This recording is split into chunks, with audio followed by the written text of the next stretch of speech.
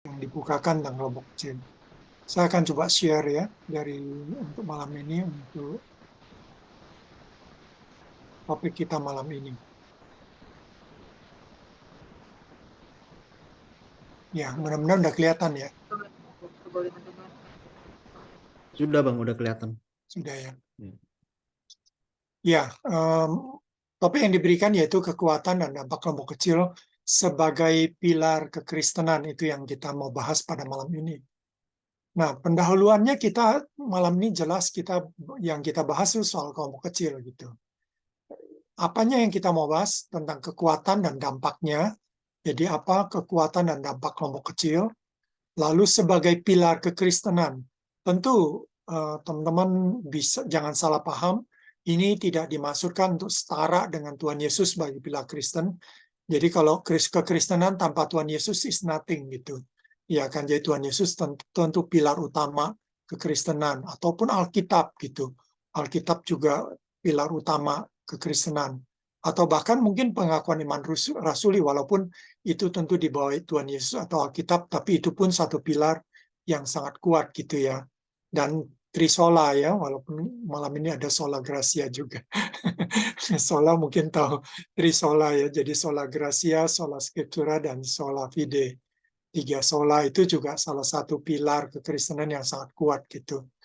Lalu apa maksudnya pilar kekristenan malam ini? Tentu yang kita mau lihat adalah pilar kekristenan dari segi strategi dan kegiatan pelayanan. Itu yang mau kita lihat gitu. Jadi bukan dari segi doktrinnya, bukan dari segi isinya kekristenan, tapi hanya dari segi strategi dan kegiatan pelayanan. Bahwa kelompok kecil itu salah satu pilar kekristenan.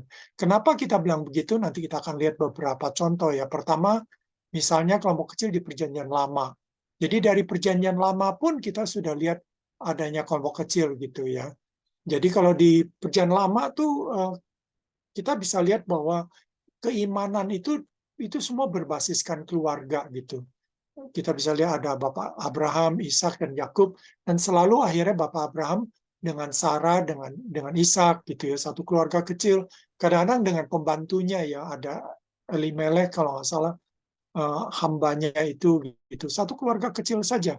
Tapi dari orang beriman itulah menjadi satu kumpulan orang beriman. Ishak juga sama dengan Yakub dan Esau ya, bagaimana Yakub dan Esau dua itu menjadi satu contoh juga. Satu yang lebih diberkenan pada Tuhan, satu lagi tidak gitu. Lalu Yakub dengan 12 anaknya yang sangat terkenal yang jadi bapak orang Israel. Itu juga satu keluarga gitu. Mungkin Yakub keluarganya lebih besar ya, jadi lebih besar dibandingkan Abraham yang anaknya cuma satu maupun Ishak yang anaknya cuma dua gitu. Tapi Yakub dengan 12 anak, disitulah berkembangnya menjadi bangsa Israel gitu. Satu suku dari satu bangsa orang-orang yang beriman dari 12 suku. Lalu kita kenal dengan tua-tua elders. Nah, elders juga nggak banyak biasanya. 24 paling banyak gitu ya. Jadi satu group of leaders gitu. Untuk ratusan ribu orang kan sedikit sebenarnya ya. Jadi mereka ada kayak kelompok pemimpin-pemimpin. Lalu ada pemimpin suku, kita masih ingat waktu dipilih 12 orang pengintai itu adalah 12 pemimpin suku gitu. Termasuk di situ ada Kaleb dan Yosua gitu, pemimpin suku ya. Jadi saya lupa mereka suku apa gitu ya, tapi mereka adalah pemimpin suku gitu. Lalu ada para imam. Para imam itu dari keluarga suku Lewi, keluarga lagi bicara ya. Lalu para nabi, nabi juga biasanya nggak banyak. Tapi kadang-kadang nabi cuma satu ya, tapi kadang-kadang nabi ada beberapa ya, dua tiga gitu nabinya. Lalu ada raja gitu ya, jadi semacam trias politika sekarang dalam kepemimpinannya pada zaman itu gitu. Jadi basisnya kelompok kecil, nggak besar-besar amat untuk membawahi mungkin ratusan ribu bahkan jutaan orang di zaman itu gitu. Itu kelompok kecil basis yang paling besar. Nah, tentu yang paling menonjol tentu basis keluarga ya, dalam penerusan iman. Kita baca Ulangan 6 di situ, kalau kita baca ayat 1 sampai seterusnya itu kita lihat bagaimana Allah tuh memerintahkan pada orang tuanya untuk membicarakan kepada anak cucu mereka tentang Allah, tentang Tuhan, tentang kasih Allah Allahmu dan segala macam itu ya. Jadi semua ajaran-ajaran dan firman Tuhan itu semua basisnya di keluarga gitu. Jadi zaman dulu belum ada sekolah minggu seperti sekarang gitu ya, belum ada hamba Tuhan begitu banyak mengajarkan, tapi yang paling utama mengajarkan itu di keluarga. Jadi tanggung jawab keimanan anak cucu itu pada orang tua ataupun pada kakek mereka gitu yang meneruskan keimanan, pengetahuan tentang Allah, tentang pengetahuan tentang firman Tuhan kepada anak-anak cucu gitu. Itulah kelompok kecil di zaman dulu di Perjanjian Lama. Jadi Perjanjian Lama pun sebenarnya sangat menonjol tuh kelompok kecil ya, bukan yang besar gitu. Mereka pertemuan di Bait Allah yang besar itu biasanya cuma setahun berapa kali gitu. Biasanya ada feast ya, ada perayaan-perayaan baru di situ. Tapi umumnya tuh pembinaan semua sebab pada zaman itu belum ada Alkitab, sehingga mereka dari mulut ke mulut gitu, diajarkan dari mulut ke mulut kepada anak cucu gitu. Jadi itu kelompok kecil di Perjanjian Lama gitu. Lalu Tuhan Yesus dan kelompok kecil sangat terkenal kan, dan yang dikenalkan, kita kenal dengan istilah discipleship atau pemuritan gitu. Ya Tuhan Yesus dengan kelompok kecil cuma 12 orang, dan dari 12 orang pun satu boleh bilang yang gagal ya, yaitu Yudas, dan digantikan nanti oleh Matias gitu ya. Lalu kita bisa lihat bagaimana Yesus dalam membentuk kelompok kecil, dia panggil dulu orang-orang untuk ikut dia. Jadi nanti ada puluhan orang yang ikut dia gitu ya. Dari puluhan orang itulah dia pilih 12 orang. Jadi di Lukas 6 ayat 12 dia bilang dia tuh sebelumnya dia berdoa semalam-malaman, besok paginya dia pilih 12 orang dari puluhan orang. Kita nggak tahu persisnya, mungkin ada yang bilang 70-an, tapi mungkin juga 30-an atau 40-an. Kita nggak tahu. Jadi ada puluhan orang yang sudah dipanggil ikut Yesus. Ada yang tentu ada berapa orang yang dipanggil langsung, tapi ada berapa orang yang dipanggil secara tidak langsung gitu melalui yang lain. Dan akhirnya banyak yang ikut Yesus, tapi dari begitu banyak dia hanya pilih 12 orang untuk bersama dengan dia selama 3,5 tahun ya. Jadi hidup bersama dengan dia 3,5 tahun, itu 12 orang. Untuk nantinya diutus memberitakan Injil dan juga untuk mengusir setan ya kan, dan seterusnya. Dengan kata lain, bahasa lain yaitu melayani, untuk melepaskan orang dari, biasanya untuk melepaskan orang dari kejahatan ataupun dari menyembuhkan orang dan seterusnya. Lalu dia mengajar murid-muridnya ini melalui keteladanannya, melalui nasihatnya, melalui beberapa perumpamaan, perbuatan, contoh seperti yang membasuh kaki. Dia memberi contoh pada murid-muridnya, dia bilang, engkau panggil aku guru dan Tuhan. Ya memang aku guru dan Tuhan, dan aku sudah memberi contoh kepadamu supaya kamu melakukan hal yang sama kepada orang lain. Jadi dia mengajar melalui contoh, melalui perbuatannya gitu, yang tidak membalas yang jahat dengan jahat gitu ya, dan seterusnya. Jadi keteladanan dia yang sangat luar biasa, yang sangat disiplin hidupnya, sangat kudus hidupnya gitu ya, nasihat-nasihatnya yang sangat bijak, perumpamannya yang sangat menarik, membumi tapi juga sangat dalam maknanya gitu ya. Itu kita bisa lihat itu. Ini hanya saya cuma bukakan beberapa saja, tapi kalau kita yang udah baca kitab Injil, kita bisa tahu lebih banyak ya dari apa yang saya sampaikan. Itulah satu kelompok kecil Tuhan Yesus yang 3,5 tahun. Investment paling besar yang Yesus berikan tuh bukan di khotbah besar ya, seperti pendeta yang khotbah tiap minggu gitu ya kan. Yesus nggak melakukan itu gitu. Yesus juga nggak melakukan KKR terus-menerus. Memang ada berapa kali dia memberi makan pada 5.000 orang, lalu dia khotbah di bukit, dan kemudian di khotbah di bukit bisa ratusan orang yang datang, kita nggak tahu persis. Mungkin juga ribuan yang datang, kita nggak tahu. Mungkin semacam KKR, ya kan? Tapi itu cuma sesekali gitu. Yang Yesus lakukan tiap hari, terus-menerus itu sama murid-muridnya. Dan tentu Yesus nggak tiap hari mengajar murid-muridnya secara verbal, tapi seringkali dia lakukan melalui contoh, melalui bagaimana dia meresponi orang yang berbuat jahat sama dia, bagaimana dia meresponi kritik-kritik orang pada dia gitu ya kan. Nah, itu yang dia beri contoh pada murid-muridnya itu. Lalu kita juga lihat ada kelompok kecil di Perjanjian Baru gitu.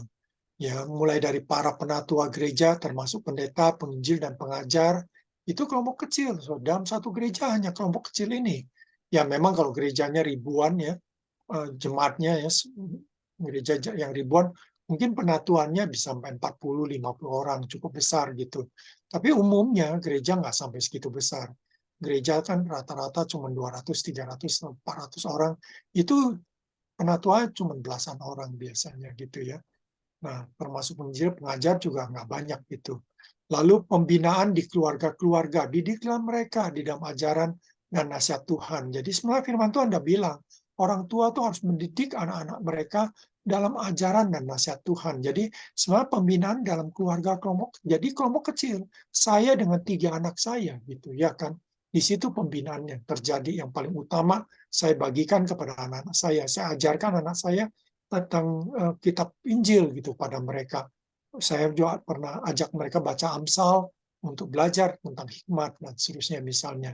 Jadi pembinaan pun di keluarga-keluarga ya. Jadi setiap keluarga kalau orang tuanya sadar tanggung jawab membina anak adalah pada mereka, seperti perjanjian lama, perjanjian baru juga sama sebenarnya. Pasal 6:4 memperlihatkan kembali bahwa hai orang-orang tua, didiklah anak-anakmu di dalam ajaran dan nasihat Tuhan. Berarti firman Tuhan harus kita ajarkan kepada anak kita. Jangan kita serahkan itu hanya kepada guru sekolah minggu. Tentu guru sekolah minggu punya peran juga. Ya kan, pendeta punya peran, penginjil punya peran. Tapi orang tua peran utama gitu, karena tiap minggu, tiap hari bahkan kita bisa mengajarkan firman Tuhan kepada anak-anak kita gitu. Yang kedua, tentu kalau di gereja ada pembinaan di kelas-kelas, terutama kelas sekolah minggu, kelas katekisasi, itu juga satu pembinaan iman yang penting gitu ya di dalam gereja. Dan itu adalah kelompok kecil. Sekolah minggu biasanya cuma belasan orang, ya kan, atau 20-an paling banyak. Tapi efektif biasanya belasan orang. Katekisasi juga biasanya paling banyak 11-an orang atau 20-an orang, tapi umumnya di bawah 10 orang. Bisa 6-7 orang, 8 orang, itu juga kelompok-kelompok kecil sebenarnya. Lalu persekutuan pembinaan di komisi-komisi. Nah, komisi juga nggak banyak. Belasan orang tuh udah banyak biasanya. Kadang-kadang kurang dari 10 orang. Dan di situ ada persekutuan, ada pembinaan yang terjadi, termasuk pasutri dan seterusnya. Jadi kita lihat kelompok kecil di perjanjian baru pun sangat banyak, termasuk sampai sekarang ini. Sampai sekarang gereja-gereja kita lihat peran kelompok kecil itu besar gitu ya di banyak. Jadi ya sebenarnya gereja tuh udah lakukan kelompok kecil sebenarnya, tanpa sadar atau tidak sadari. Tinggal kita bagaimana, kalau saya sebagai orang mantan PMK, kita masuk kampus gereja, kita cuma usaha untuk membuat kelompok-kelompok kecil yang ada gereja itu lebih berkualitas, lebih punya kurikulum yang jelas, bahan-bahan yang bagus, dan seterusnya gitu ya. Itu yang bisa gitu. Lalu kelompok besar gitu ya. Apa keunggulan kelompok besar? Ya, jadi kelompok besar lebih ramai, jumlah lebih hadir, tentu lebih semangat ya. Misalnya nyanyi jadi lebih semangat karena ramai gitu ya kan. Lebih bervariasi orangnya, ya budayanya lah, kepribadiannya, ya karakter beda gitu. Termasuk talenta karunia lebih kaya dia. Lebih bagus tentu ya, suasananya nyanyinya lebih bagus, acaranya biasanya lebih bagus, lebih menarik kalau kelompok besar gitu. Kelemahannya interaksinya kurang, peserta lebih pasif, persekutuannya lebih dangkal. Kadang-kadang datang ke gereja yang persuan besar sama datang ke bioskop nggak banyak beda gitu ya kan, nggak banyak beda, nggak ada interaksi biasanya, paling salam-salaman gitu ya. Lalu kelompok kecil, kenapa kelompok kecil penting? Karena kelompok kecil punya keunggulan. Semua bisa terlibat. Jadi semua bisa terlibat atau lebih terlibat lah minimal, kalau nggak semua terlibat pun.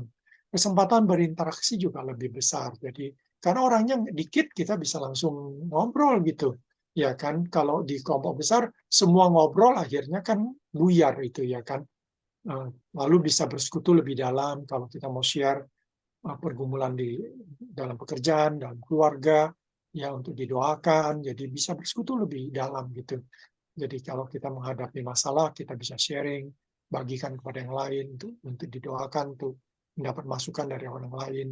Bisa lebih banyak yang saling melayani gitu. Jadi kita bisa saling memberikan masukan, saling memberi penguatan, saling memberikan solusi gitu, saling melayani dalam arti mungkin menghibur, ya dan seterusnya. Kelemahannya kurang ramai memang. Ya lawannya dari kelompok besar lah. Lalu tergantung sekali pada inisiatif. Kadang-kadang kalau semua peserta kelompok kecil pasif, habis lah. Ya, jadi kelompok kecil itu jadi nggak hidup lagi, udah nggak dinamis lagi kalau pasif. Jadi sangat butuh inisiatif, keaktifan, dan juga kemampuan pemimpin dan anggota. Jadi kalau pemimpinnya nggak punya kemampuan, anggotanya pun miskin kemampuan dan seterusnya, nggak kaya jadinya kelompok kecil.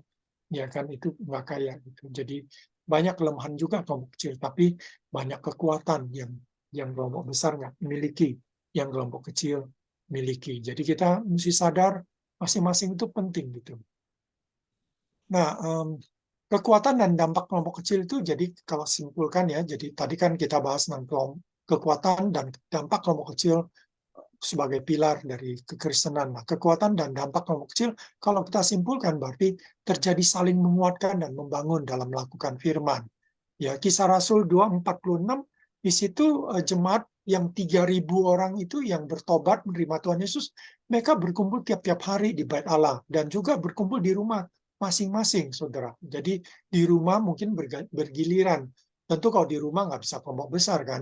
Rumah siapa yang bisa 3.000-an? Nggak ada gitu ya kan. Mungkin jadi rumah-rumah mungkin kumpul cuma 10, 15-an atau paling di bawah 10 orang ngumpul di rumah-rumah gitu ya kan. Kalau di Bait Allah bisa sampai 3.000 orang gitu. Jadi kita lihat bahwa jemaat mula-mula pun mereka berkumpul di kelompok besar dan di kelompok kecil. Lalu jadi kesaksian yang baik, terjadi multiplikasi gitu. Jadi dicatat di Kisah Rasul 2:47 dia bilang bahwa mereka disukai oleh semua orang. Jadi kesaksian mereka bagus gitu, bahwa terlihat bahwa jemaat yang baru bertobat itu mereka saling menghormati, saling mengasihi, saling memperhatikan. Itu menarik buat orang-orang di luar gereja atau di luar persekutuan, sehingga mereka tertarik dan akhirnya Tuhan menambahkan jumlah mereka sehingga terjadi multiplikasi. Jadi dengan pertemuan kelompok besar, kelompok kecil itu membuat makin hari makin banyak orang yang dimenangkan untuk menjadi orang Kristen gitu ya kan. Lalu Ibrani 10, 24, 25 terjadi saling memperhatikan. Firman Tuhan bilang bahwa hendaklah kamu saling memperhatikan dan saling membangun dalam kasih dan seterusnya gitu ya kan. Jangan seperti sebagian orang yang biasa meninggalkan pertemuan ibadah gitu, tapi hendaklah kamu saling menasehati. Nah, kata saling itu saudara nggak bisa dilakukan dalam kelompok besar. Ya, jadi kalau kalian baca Ibrani 10, 24, 25, kata saling itu diulang 3 kali, saudara. Diulang 3 kali, saling. Nah, saling ini dalam bahasa Inggrisnya one another, ya kan, one another itu saling, itu hanya bisa lakukan dalam kelompok yang lebih kecil. Ya, jadi, dan dampaknya luar biasa tentunya. Terjadilah saling menjaga, saling memelihara kerohanian, saling memelihara iman, gitu ya. Jadi kalau orang-orang Kristen yang tidak memiliki kelompok kecil gitu, mereka hilang tuh nggak ada yang tahu. Misalnya kalau dia cuma datang ke gereja yang ribuan jemaatnya, ya minggu-minggu depan sampai sebulan dia nggak datang pun nggak ada yang perhatiin gitu. Bahkan setahun dia nggak datang pun nggak ada yang perhatiin lagi karena nggak ada yang kenal siapa dia gitu. Ya mungkin kalian kalau punya ikut gereja yang cukup besar gitu, kalian juga tahu kalau ada yang meninggal, ada apa, siapa ya dia ya, yang mana ya orangnya gitu. Kita udah nggak kenal karena terlalu banyak jemaat kita gitu ya kan. Kayak gereja saya juga ribuan jemaat gereja saya juga nggak kenal gitu, saudara. Ya, jadi memang itu kelemahan. Tapi di kelompok-kelompok yang kecil, kita lebih kenal. Ya, kita bisa saling perhatikan, kita bisa tanya, kemana aja kamu minggu lalu? Ya kan, ada apa? Kok kamu nggak ikut? Kok kamu nggak datang? Gitu. Itu namanya saling perhatikan, saling mengingatkan, saling menasihati. Jangan dong, jangan jangan dong nggak datang lagi, tapi datang misal gitu. Dan bisa lebih bertahan di masa yang sukar gitu. Pengkhotbah 4, 9, 12 mungkin kalian udah tahu juga bahwa lebih baik berdua daripada seorang diri. Sebab kalau seorang diri, kalau dia jatuh siapa yang angkat. Tapi kalau berdua, satu yang jatuh yang lain ngangkat gitu ya kan. Jadi bisa lebih bertahan, lebih kuat gitu. Dia bilang tali selembar gampang diputuskan, tapi tali berlembar-lembar nggak gampang diputuskan. Dia lebih kuat gitu. Ya kan, jadi perlu ada kelompok yang dimana kita tuh bersama, ada komunitas kita yang kuat gitu untuk saling menjaga itu, dan lebih efisien dan praktis, saudara. Kalau kelompok besar tuh nggak gampang, mesti sewa tempat, bahkan kalau bikin gereja sering ditolak masyarakat. Bekasi misalnya ditolak misal, tapi kalau bikin kelompok kecil nggak sulit, saudara. Ya kita ketemu aja di mall gitu ya, di food court gitu, dimanapun kita bisa kelompok kecil. Jadi sangat mudah gitu ya kan. Di resto-resto tertentu dia ada ruang-ruangan kalau jumlahnya lebih dari 10 orang atau 5 orang gitu mereka kasih gitu untuk kita pakai gitu ya kan. Kita bisa bersekutu di sana sambil makan malam ya kan. Jadi sangat efisien, sangat praktis. Kelompok kecil juga nggak perlu undang pembicara sehingga kita nggak perlu ngumpul dana untuk pembicara gitu. Karena kelompoknya kecil, kita bahas buku aja, kita PA aja, kita sharing aja gitu ya kan. Jadi jauh lebih efisien, lebih praktis gitu ya kan. Bahkan yang siapa yang khotbah, yang mungkin yang khotbah gantian, ya masing-masing dijadwalkan gitu siapa yang mau membagikan sesuatu gitu gantian yang membagikan. Karena kalau khotbah di kelompok kecil tuh nggak sulit kok. Ya kan nggak perlu training tentang homiletik, hermeneutik, saudara seperti menjadi pendeta gitu harus belajar hermeneutik, harus belajar homiletik. Ya kan bagaimana membawakan firman dengan baik karena khotbah di depan orang banyak kan nggak gampang, harus punya public speaking skill dan seterusnya. Tapi kalau di kelompok tuh gampang gitu ya kan. Jadi lebih efisien dan praktis karena itu lebih bertahan misalnya di masa yang sukar, terutama di masa-masa penganiayaan misalnya ya kan. Itu biasanya bisa bertahan gitu. Nah, kelompok kecil sebagai pilar kekristenan karena penting, oh ya, penting dan peran kelompok kecil tentu tidak meniadakan kegiatan kelompok besar. Jadi jangan kita pikir, jangan sampai kita ekstrim ya, kita cuma utamakan kelompok kecil tapi meniadakan kelompok besar. Enggak, ya. Jadi kelompok besar tetap ada. Kebaktian minggu yang besar tetap ada, harus dijaga itu. Jadi kelompok besar, tapi kelompok besar tanpa kelompok kecil itu juga nggak lengkap gitu ya kan, itu kurang lah, kurang kurang berkualitas gitu. Jadi satu gereja hanya ada kelompok besar, nggak ada kelompok kecil, biasanya kurang berkualitas. Persekutuannya nggak berkualitas, pembinaannya juga kurang berkualitas, kurang dapat gitu apa yang mau diajarkan, apa yang mau diberikan, kurang dapat. Tapi kalau kelompok besar dengan ada kelompok kecil itu jauh lebih bagus lagi gitu ya kan. Kelompok kecil mengisi kekurangan dari kelompok besar. Tadi kita udah lihat ya kan, kelompok besar tuh kurang kurang ada keterlibatan, kurang ada interaksi, persekutuannya kurang dalam. Nah, itu diisi oleh kelompok kecil. Ya, jadi kelompok kecil mempunyai peran yang sulit dilakukan di kelompok besar, yaitu interaksi itu sulit sekali kalau di kelompok besar gitu. Perhatian gitu ya, saling menjaga itu di kelompok besar susah sekali. Tapi kelompok kecil bisa gitu. Dan melakukan pelayanan kelompok kecil dan kelompok besar akan mengokohkan pelayanan gereja. Jadi kalau keduanya ini kita lakukan dengan baik, maka akan mengokohkan pelayanan di gereja gitu. Menjadi pelayanan yang makin kuat, makin berkembang gitu. Ya kan, jadi kita lihat gereja-gereja besar pun melakukan itu. Misalnya gereja Choyonggi yang di Korea dulu ya, walaupun sekarang gereja Choyonggi udah nggak, tapi pada satu saat pernah gereja Choyonggi itu berkembang sekali. Dia juga nggak mengandalkan kelompok besar, dia ada kelompok-kelompok kecil gitu.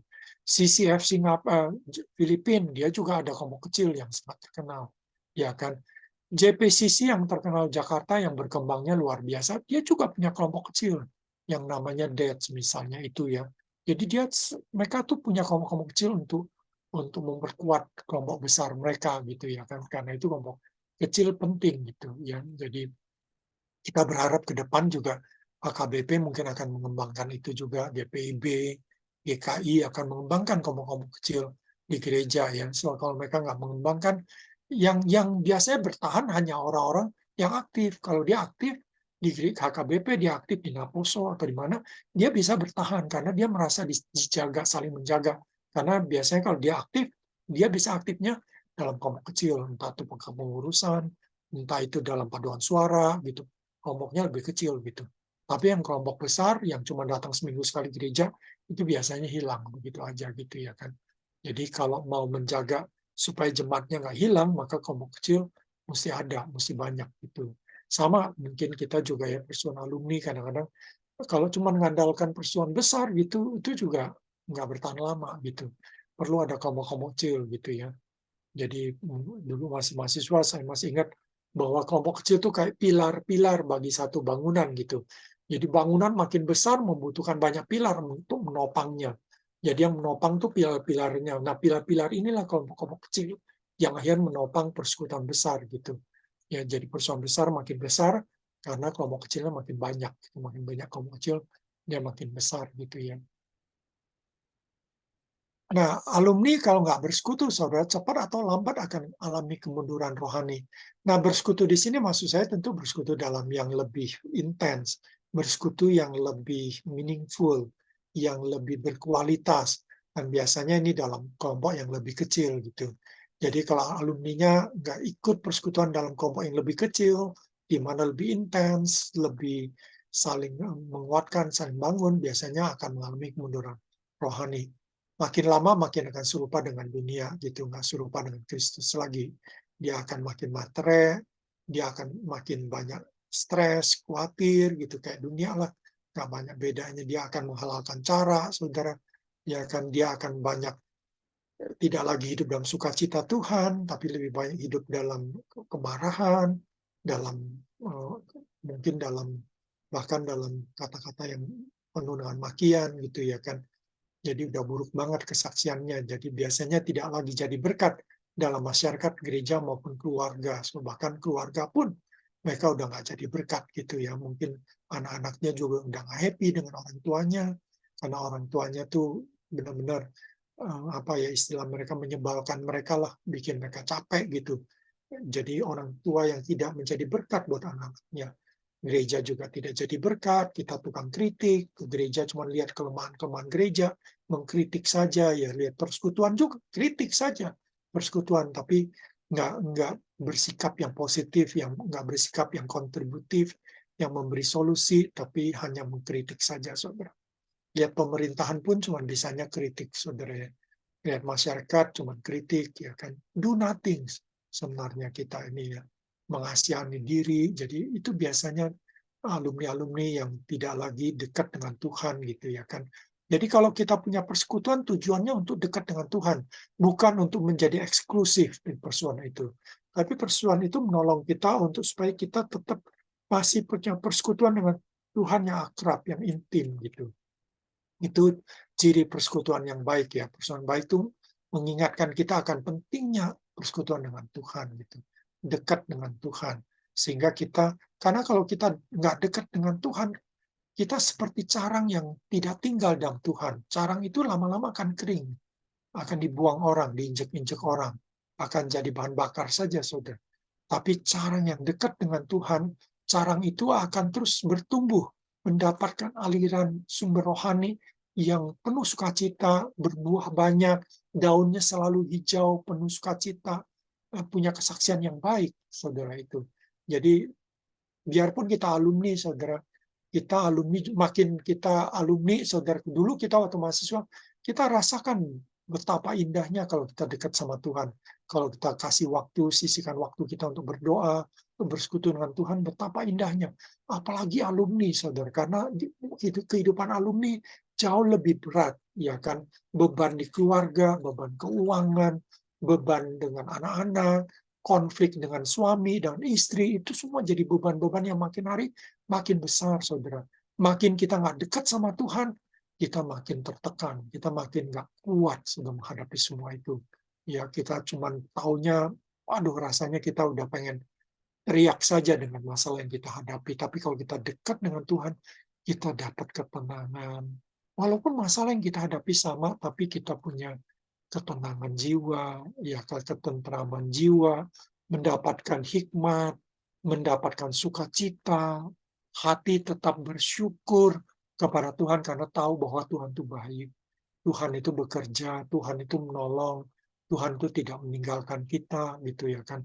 Kita dapat penguatan dari Tuhan, penghiburan Roh Kudus, ya Roh penolong itu bekerja dalam hati kita, menolong, menguatkan kita, membuat kita eh, tegar dalam menghadapi segala sesuatu, saudara.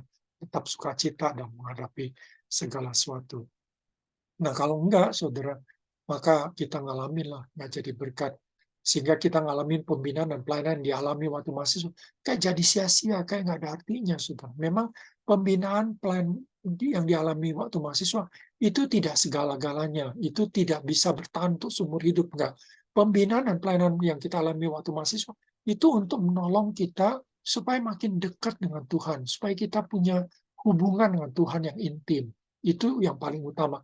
Kalau Anda bisa, waktu mahasiswa Anda udah belajar pentingnya persekutuan dengan Tuhan, relasi dengan Tuhan yang kuat, saudara, makin mengasihi Tuhan, makin ngalamin kuasa Tuhan, makin mengalami pekerjaan dan kehadiran Tuhan dalam hidup Anda, maka sampai Anda alumni yang makin hari makin senior, Anda tetap bersukacita. Anda akan alami terus penyertaan Tuhan, alami terus kekuatan dari Tuhan untuk menghadapi masa-masa depan Anda. Itu yang indah sekali, saudara. Ya, jadi kalau alumni nggak bersekutu juga, seringkali kita lihat mereka takut dan tidak nyaman bertemu dengan teman-teman PM. Kalau ketemu di mall, jauh-jauh dia udah lihat kita, dia udah menghindar, saudara. Karena dia nggak nyaman. Karena dia udah jauh dari Tuhan, karena dia udah hidup dalam kedagingan, nggak hidup dalam roh. Dia nggak ada sukacita ketemu teman-teman seiman, saudara. Dia lebih senang ketemu teman-teman yang duniawi gitu ya daripada teman-teman. Itu sedih banget, saudara. Dan mungkin juga kalian pernah ngalamin gitu ya kan, kalau kita jauh dari Tuhan, kita akan seperti itu yang kita alami. Nggak nyaman banget, tapi itulah faktanya ya kalau kita nggak punya persekutuan. Karena itu orang-orang alumni yang masih bersekutu, biasanya mereka dekat sama Tuhan. Biasanya mereka ngalamin penyertaan Tuhan. Masalah tetap mereka hadapi sebenarnya. Mereka bukan tidak mengalami masalah dalam pernikahan juga ada masalah, dengan anak ada masalah, dengan keluarga besar ada masalah, dalam pekerjaan ada masalah. Tapi Tuhan tetap menyertai mereka. Tuhan selalu bersama mereka, menolong mereka, memberi jalan keluar pada mereka, ya kan, dan seterusnya. Atau Tuhan memberi kekuatan pada mereka untuk menghadapi semua masalah, sehingga mereka bisa hadapi dengan sukacita, dengan bersyukur, dengan kepala dingin, saudara ya, dengan tenang menghadapi semua itu. Itu sih yang kita lihat dari orang-orang yang dekat dengan Tuhan gitu. Nah, sebagai penutup, saudara, kita lihat bahwa gereja-gereja Barat mati, saudara ya. Gereja kita lihat sekarang di Eropa, wah, semua gereja kosong, ya kan, mati kosong, saudara semua. Kenapa? Apa penyebab semua itu, saudara? Yang pertama adanya individualisme. Jadi individualisme itu berkembang ya. Negara maju yang sering terjadi di negara maju, individualisme itu sangat maju juga, sangat menonjol. Ya, jadi individualisme itu sangat sangat menonjol gitu. Dan ini musuh dari Injil Kristus dan persekutuan Kristen, saudara. Ya, di mana individualisme akan membuat persekutuan Kristen, persekutuan gereja itu jadi makin hari makin renggang, makin nggak ngalamin ada persekutuan, saudara. Ya, karena lo, gue gitu. Ya kan, itu urusan lo, gue nggak mau urus gitu ya kan. Lo jangan campurin urusan gue. Jadi kalau kita mau beri nasihat, ya nolak. Dia bilang itu bukan urusanmu. It's not your business. It's my business gitu ya kan. Jadi individualisme itu kuat sekali, saudara, dalam budaya Barat. Barat yang maju ya, yang sepertinya hebat, modern, tapi di sisi yang lain mereka sangat buruk sekali dalam hal individualisme mereka, saudara. Ya kan, kita lihat tetangga kita seperti Singapura pun yang begitu maju, individualisme juga sangat kuat, saudara ya. Sangat tidak nyaman gitu dengan individualisme yang ada. Dan itu sangat mematikan gereja. Ya kan, kita bikin kelompok kecil nggak jadi berkat. Karena apa? Semua masing-masing individual. Ya kan, jadi kalau udah individualisme tuh, lama-lama kita akan hati-hati, saudara. Akan hati-hati kasih nasihat, akan hati-hati kasih masukan, akan hati-hati nanya aja kita takut. Kalau nanti nanya, kalau dia bilang, itu bukan urusan lu, gitu ya kan, kita sakit hati dengan kata-kata itu. Padahal kita cuma nanya aja gitu ya kan, tapi dia udah nolak, saudara. Jadi individualisme ini gila deh, jahat banget, saudara itu ya. Ini maka sebenarnya pertobatan, ya inti dari pertobatan adalah bertobat dari individualisme. Kalau Anda masih individualisme, Anda belum bertobat. Sebab inti dari pertobatan waktu Tuhan bilang bertobatlah. Ya bukan cuma bertobat dari penyembahan berhala, tapi bertobat dari hidup yang individual. Dari hidup yang mungkin dulu dari mahasiswa kita udah kenal yang self-centris, saudara. Yang hidup yang berpusat pada diri itu. Menjadi hidup yang Christ-centris. Yang Christ-center, yang berpusat pada Kristus. Sekarang aku nggak hidup lagi untuk berpusat pada diriku, untuk kepentinganku, untuk kehormatanku, untuk dignitiku, kenyamananku tidak lagi. Sekarang aku hidup untuk Kristus. Bukan aku lagi yang hidup, tapi Kristus yang hidup dalam aku. Jadi pertobatan orang Kristen itu pertobatan dari egonya, dari self-centrisnya menjadi Christ center. Dari self center ke Christ center. Itulah yang penting gitu. Jadi kita tuh buang ego kita, saudara. Jadi kalau orang tegur kita, kita malah terima kasih. Thank you ya untuk masukannya. Ya benar gitu ya kan. Kita akui. Kita nggak ada yang sempurna, saudara ya. Jadi kita kalau ditegur, kita harus bersyukur. Masih ada orang yang, kalau ada orang kasih masukan, kita masih bersyukur. Terima kasih Tuhan ya kan. Engkau bicara melalui orang lain. Karena kita butuh, saudara. Ya, kita butuh masukan. Kalau saya bikin salah, ada orang yang tegur, saya harusnya terima kasih. Saya nggak marah. Saya harus berterima kasih karena itu untuk kepentingan kita, saudara ya, untuk kebaikan kita, supaya kita nggak terus bikin yang salah, supaya kita nggak terus merusak diri kita gitu. Ya, jadi itu penting banget. Individualisme kalau kita baca di 2 Tesalonika 3 ya, yang dimana Paulus tulis tentang zaman akhir. Pada zaman akhir manusia makin mencintai dirinya, ya, jadi mencintai dirinya, jadi self lover, ya, jadi mencintai diri itu individualis. Zaman-zaman sekarang, zaman akhir, makin ke sana manusia tuh makin mencintai dirinya. Itu individualisme, saudara. Itu yang mesti kita hati-hati. Jangan sampai budaya ini masuk Indonesia dan masuk ke gereja-gereja kita. Itu jangan. Dan justru kita sadar bahwa aku udah bertobat dari itu, dari self-center saya, dari individualisme saya gitu, itu penting. Kalau saya self-center, saya nggak mau melayani. Saya yang penting aku, yang penting hidupku baik, ya kan, yang penting semuanya aku gitu. Aku nggak pusing orang lain gitu. Itu individualisme, saudara ya. Jadi kita nggak mau melayani, kita nggak mau memberi diri, ya kan, kita mengkritik sana, mengkritik sini, dan seterusnya. Itu individualisme. Yang kedua, saudara, materialisme. Ya, makin maju satu negara, makin hebat, saudara, materialisme juga masuk, saudara, ya kan. Di mana-mana kita lihat akhirnya negara-negara yang maju, saudara, selalu mengukur dari materi, saudara, ya kan. Korea pernah maju secara kerohanian, tapi belakangan ini Korea juga mengalami kemunduran karena materialismenya juga udah sangat maju. Individualisme, materialisme di Korea juga, dan itu pelan-pelan menggerogoti ya gereja, terutama generasi muda mereka. Jadi kalau orang tua mereka nggak berhasil karena orang tuanya lebih sungguh-sungguh gitu, anak-anak muda mereka, anak-anak keturunan mereka yang digerogoti oleh individualis, paham-paham individualisme maupun materialisme, saudara. Kalau paham materialisme ini ukurannya tentu uang. Jadi kalau kita keuntungan materi gitu ya kan, apa untungnya gitu? Kalau saya melayani gereja, untungnya apa buat saya? Kalau nggak ada keuntungan materi, ngapain gue terlibat di gereja gitu? Ya lama-lama nggak ada yang melayani di gereja karena materialisme. Semua cuma cari duit gitu untuk hidup apa lebih enak, lebih nyaman, dan itu berkaitan yang ketiga, yaitu hedonisme, yang mengutamakan kenikmatan hidup, ya kan. Jadi kalau kalau yang pertama itu dibilang mencintai dirinya, maka yang kedua menjadi hamba uang, dan yang ketiga dia apa namanya, pleasure ya, jadi untuk kenikmatan hidup gitu ya, untuk mengutamakan kenikmatan hidup. Nah, tiga inilah, saudara, kalau kita nggak hati-hati, pelan-pelan akan menyusup dalam kehidupan kita, ya, kehidupan keluarga kita, kehidupan gereja kita, kehidupan masyarakat kita, saudara. Itu pelan-pelan dia akan nyusup masuk. Dan kalau itu masuk berhasil, maka biasanya kerohanian akan mati pelan-pelan.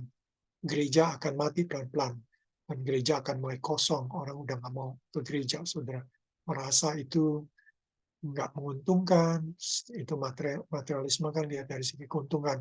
Itu tidak nyaman, tidak menikmati, saudara, ya kan. Ikut itu, saya lebih utama untuk hidup enak gitu ya kan.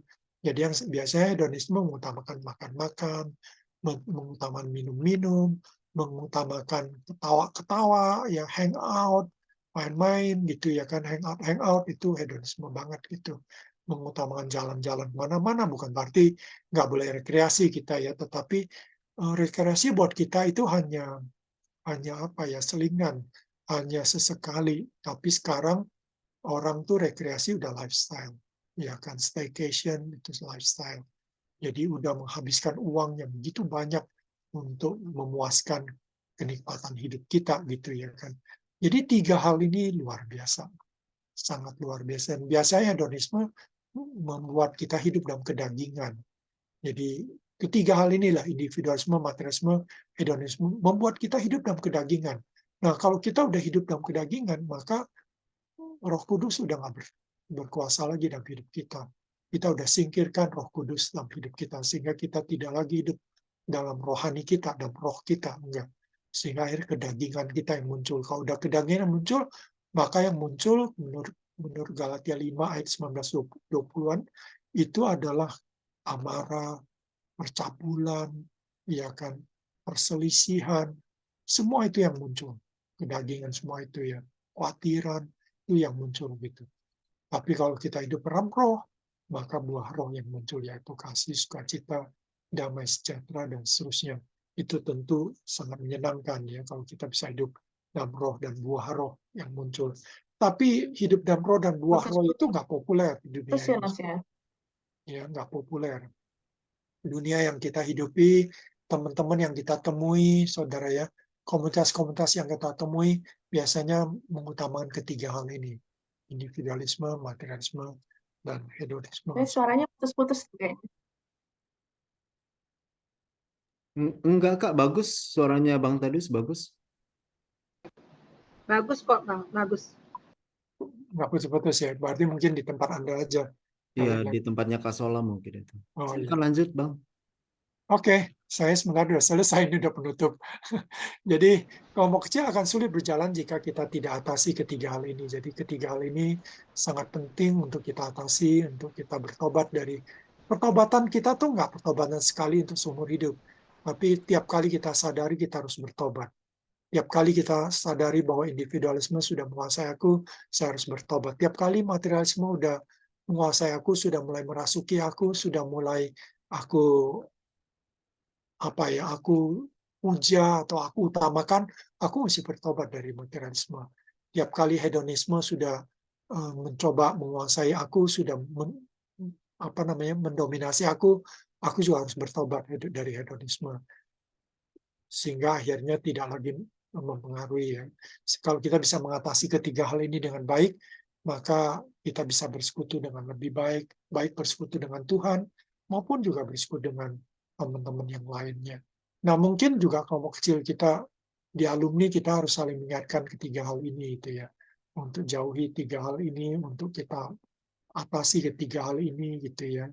Yang sangat dominan sekarang dalam budaya masyarakat kita, ya di handphone kita tuh kita bisa lihat materialisme begitu kuat kan, ya kan, dengan online shopping, ya kan, dengan segala tawaran-tawaran dari staycation, hedonisme. Kalau kita buka bahkan buka di Google Maps saja bisa keluar tuh semua hedonismenya ditawarkan buat hidup kita gitu ya. Apalagi buka Traveloka atau apa gitu, itu bukan berarti itu salah ya.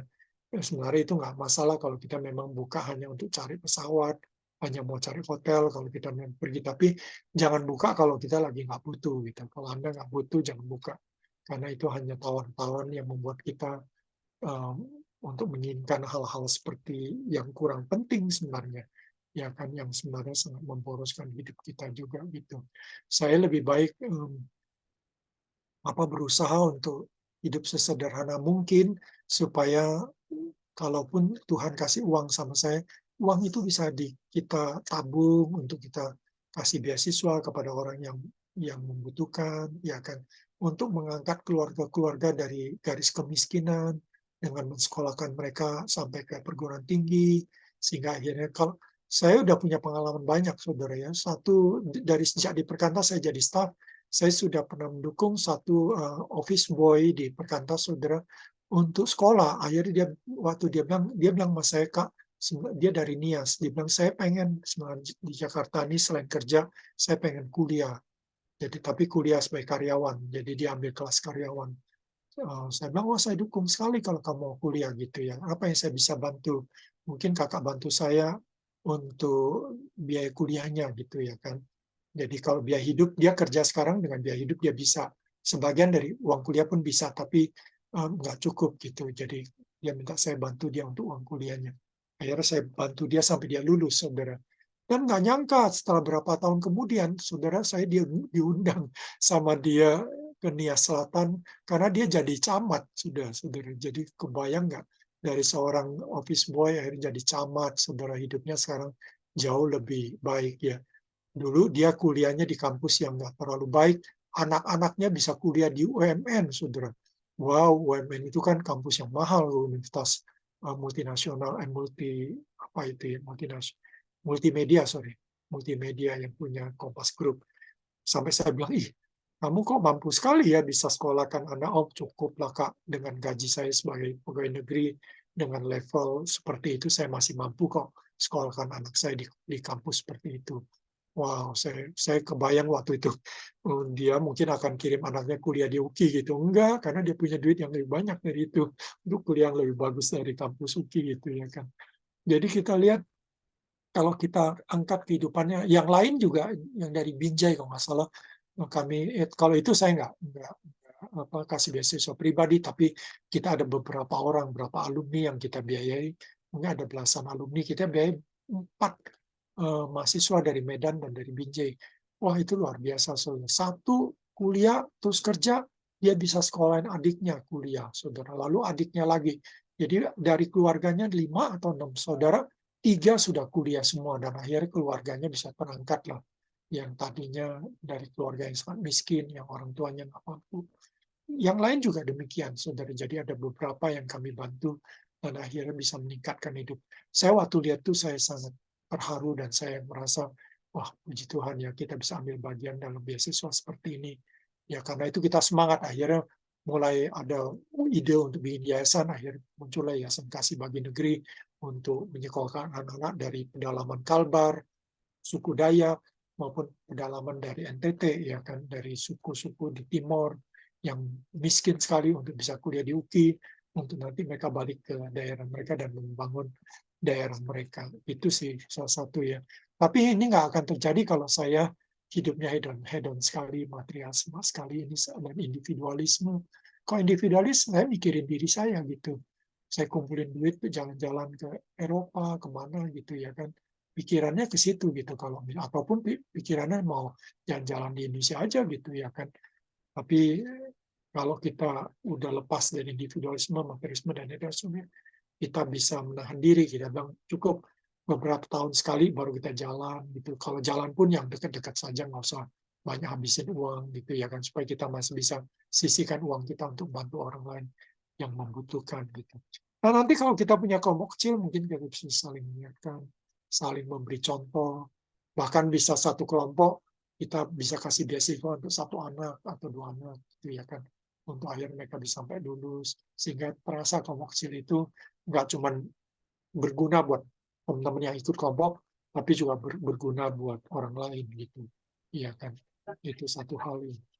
Ya, saya rasa itu saja yang saya ingin bagikan. Mungkin silakan kalau tadi Yeni udah bilang bahwa kita akan masuk ke dalam diskusi. Silakan. Terima kasih Bang Tadius untuk waktunya. Tadi kita sudah banyak sekali mendengarkan ya, kelompok kecil itu bukan hanya terjadi pada masa kini, juga terjadi pada masa dulu. Itu yang pada saat perjanjian lama, itu ada yang kelompok kecil yang dilakukan oleh para imam, para nabi, dan juga para rasul, dan juga mungkin yang sudah kita lihat di perjanjian lama banyak contoh-contoh. Nah, tetapi juga di keluarga-keluarga. Nah, di sekarang ini, masa saat ini, memang ini sangat krusial ya. Kemarin itu saya selalu WA ke gereja saya, kebetulan saya gereja di GKI Kayu Putih, saya katakan gini, kalau gereja sekarang pemuda-pemudanya tidak lagi ada orang hadir di gereja, kita perlu pikirkan gitu loh. Gereja harus memikirkan ada sesuatu kenapa anak-anak muda. Nah, sekarang seperti JPCC tadi, mereka kok seperti banyak anak muda berbondong-bondong ke sana, ada apa? Dan itu juga perlu dipikirkan. Jadi jangan senang. Seperti GKI Kayu Putih itu pertambahan jemaatnya banyak sekali. Setiap minggu tuh ada gitu. Tetapi jangan juga lupa gitu loh pembinaan. sekolah minggu, remaja, bahkan untuk pemuda itu apa yang harus dilakukan untuk merubah ya, artinya kita harus berubah dari konsep lama untuk bisa merekrut mereka untuk menghadirkan mereka. Salah satu contoh kemarin itu terjadi di daerah Sumatera Utara seperti kata Bang Tadius, HKBP itu sangat apa ya, sangat mungkin dibilang kolot ya, atau mungkin mereka sangat ketat sekali dengan prinsip mereka itu. Tetapi ada pecahan HKI, itu kan HKI itu dari HKBP. Saya surprise. Jadi sebetulnya di daerah saya ada usaha, di daerah Siantar sana, di daerah pedesaannya itu ada Marihat di Tiga Dolok Siantar itu beberapa pendeta sering saya sharing, dia mengeluhkan, dia telepon saya terus mengeluhkan, terus saya bilang, bagaimana dengan kelompok kecil? Tuhan, kami sudah adakan pertemuan, kami sudah akan mengadakan pelayanan di desa itu, puji Tuhan. Jadi ternyata kalau kita buka juga atau kita berkomunikasi dengan orang-orang gereja, mungkin mereka juga tidak punya ide, kita juga bisa sampaikan. Nah, malam ini sudah cukup banyak contoh-contoh yang kita lihat, yang sudah kita dengarkan, bagaimana bukan hanya kita pembinaan kelompok kecil, seperti Yesus peduli kepada murid-muridnya. Waktu Simon Petrus dengan teman-temannya melaut, tidak ada ikan yang didapat. Ketika tidak ada ikan yang didapat, Yesus menunggu di sana. Jadi ada nggak ikan dapat katanya? Tidak ada, kami udah sepanjang malam tidak dapat ikan, terus kemudian udah lemparkan jalamu ke sana. Tetapi yang membuat saya surprise, Yesus tuh menunggu, tetapi dia sudah bakar ikan dan sediakan roti. Jadi seorang guru yang memikirkan, jadi pembina ataupun kita pengerja atau apapun namanya, bukan hanya kita berpikir hal-hal yang rohani saja, tetapi juga peduli akan orang-orang yang kita bina, orang-orang yang seperti gereja peduli sama jemaatnya, yang mereka butuh diperhatikan juga kehidupannya. Nah, sebelum kita masuk di dalam diskusi lanjut ini, kita akan buka kepada penanya yang ingin menanyakan kepada Bang Tadius. Silahkan, saya buka dulu 3 pertama untuk bertanya kepada Bang Tadius. Bisa lewat chat Silakan. juga kalau mau.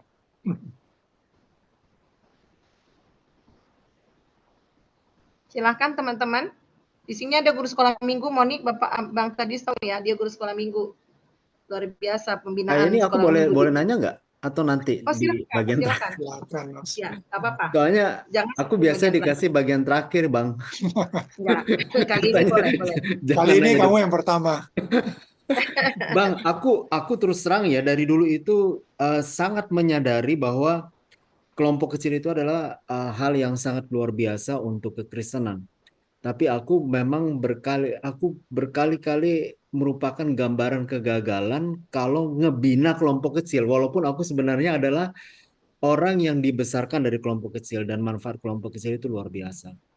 Beberapa hal yang aku tadi perhatikan apa yang dibilang oleh Bang Tadius, salah satunya yang menarik adalah Bang Tadius tadi bilang bahwa kelompok kecil itu uh, adalah satu hal yang bisa mengatasi kondisi-kondisi persekusi atau pelarangan gereja dan sebagainya. Yeah. Karena kelompok kecil itu nggak akan orang memperhatikan secara mata yang besar kepada kelompok kecil.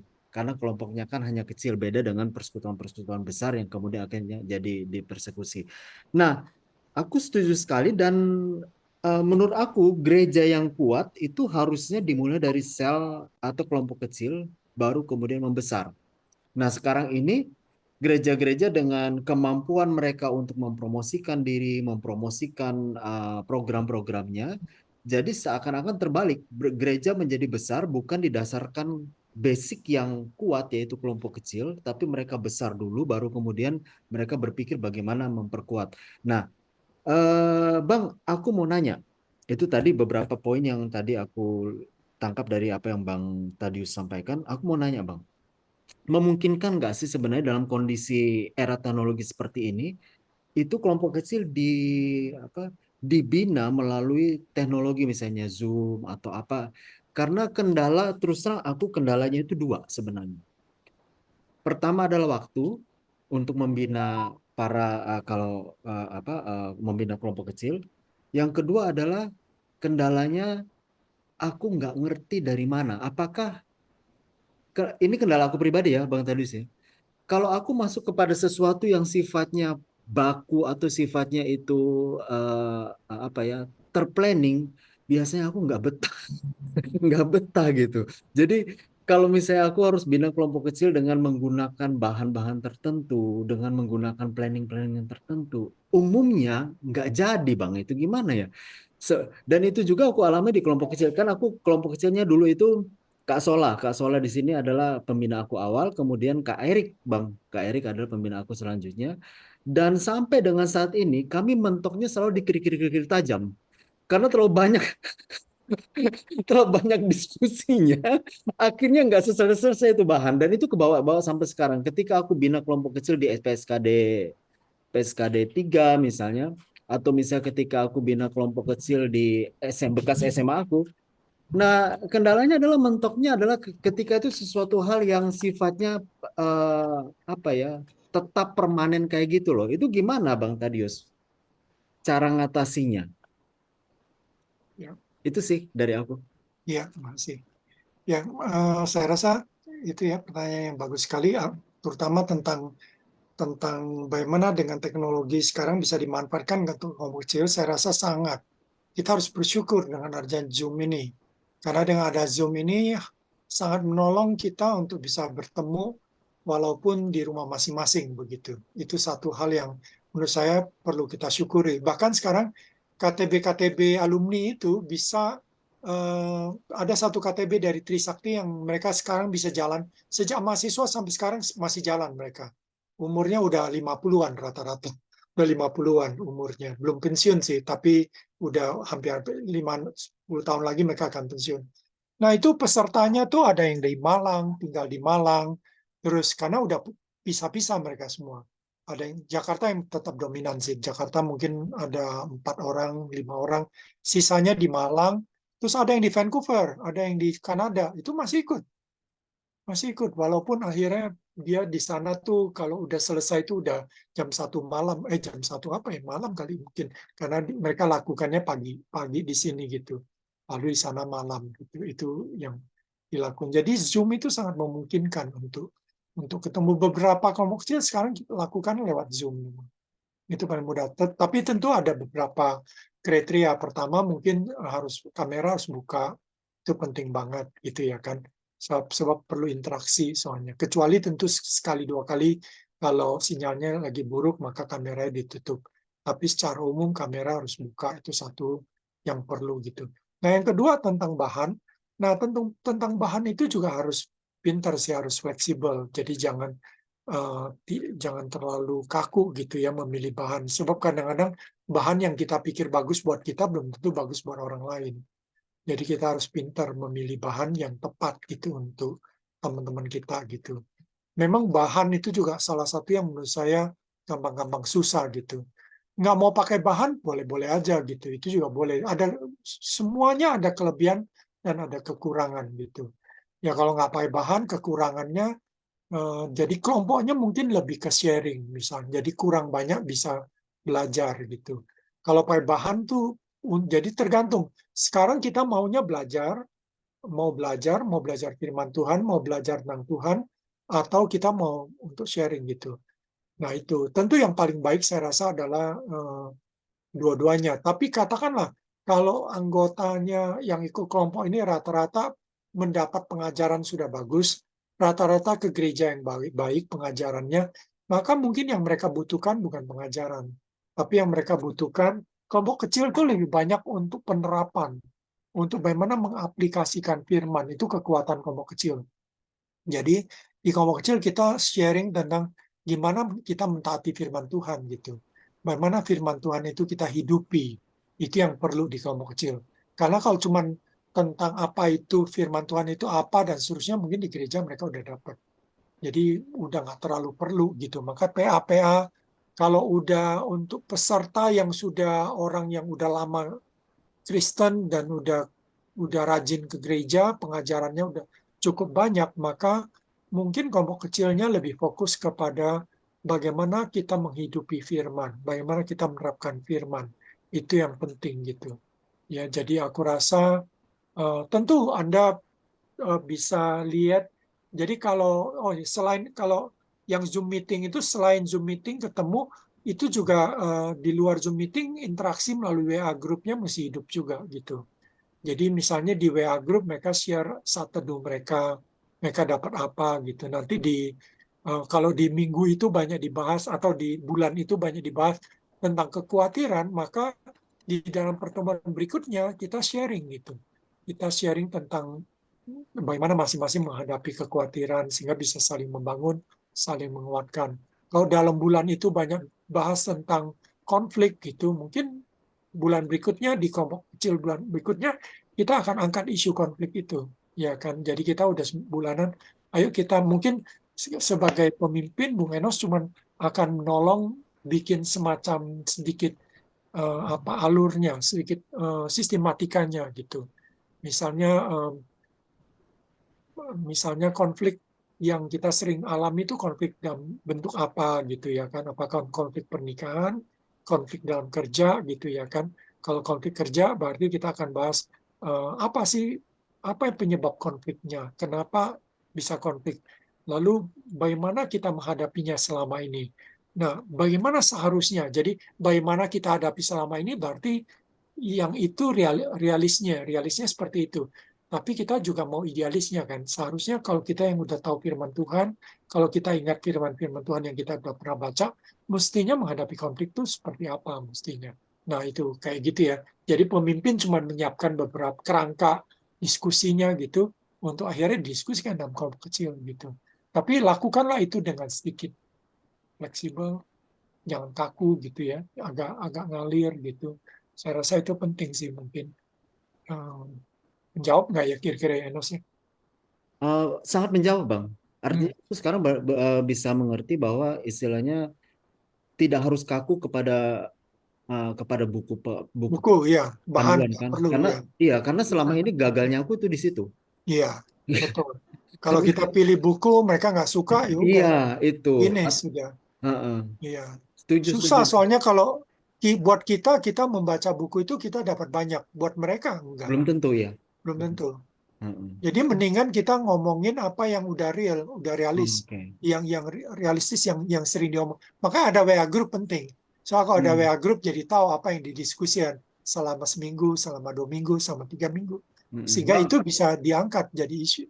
kalau Itu melalui Zoom kira-kira bagusnya paling banyak berapa orang ya, Bang? Kalau untuk kelompok kecil melalui Zoom 10 orang masih bisa. bisa ya? Zoom masih bisa 10 orang. Oke, Tapi ya idealnya mungkin 5 sampai 10 orang lah. oke. Saya rasa idealnya 5 sampai 10 orang. Kurang 5 juga boleh. 4 orang juga boleh gitu ya kan. Hmm. Tapi kalau terlalu sedikit agak sepi, terlalu sepi. Iya. Jadi kalau rame Iya, dikit ya cukup. betul. Jadi kalau ada 7-8 orang agak rame dikit gitu. So nggak bisa dihindari, kadang-kadang kita bikin kelompok kecil ada 1-2 orang yang nggak bisa hadir, nggak bisa Iya. dipaksa, ya kan. Iya. Tetap kita harus siap yang nggak bisa hadir. Gitu. Jadi kalau kita 9 orang, terus 2 orang nggak hadir, 7 orang masih ramai, masih lumayan gitu. Ya. Oke. Oke, Kak Yani, dari aku itu, Kak. Oke, terima kasih Nos. Ada lagi yang mau bertanya?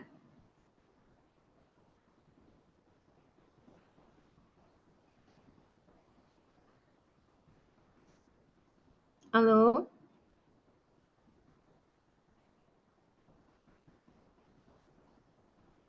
Ada Kak Boy itu, Kak. Boy ya. Silakan, Bro. Boy siapa ini? Boy Noya? Boy Boy Noya, Noya. Kak. Oh, hebat Boy Noya nih. Soalnya Boy Noya lagi ada kelompok kecilnya juga. Ya, Tapi Kak Boy itu masih Itu ini. Kak Boy tuh. Bang Terus, Kak Intens. Boy masih aktif di kelompok kecil. Oh, ya bisa masih. sharing, silakan. Oke, selamat malam teman-teman. Malam. Malam. Masih di Metro TV nggak, Boy? Pensiun tapi Oh, udah pensiun. disuruh kerja lah ya, sudah kita kerja. Oh, sebagai Nggak- konsultan sekarang. By trainer, By project biasanya, by project. by project. Oke. Iyalah, bagus lah itu. Jadi ya saya sharing sedikit lah teman-teman ya.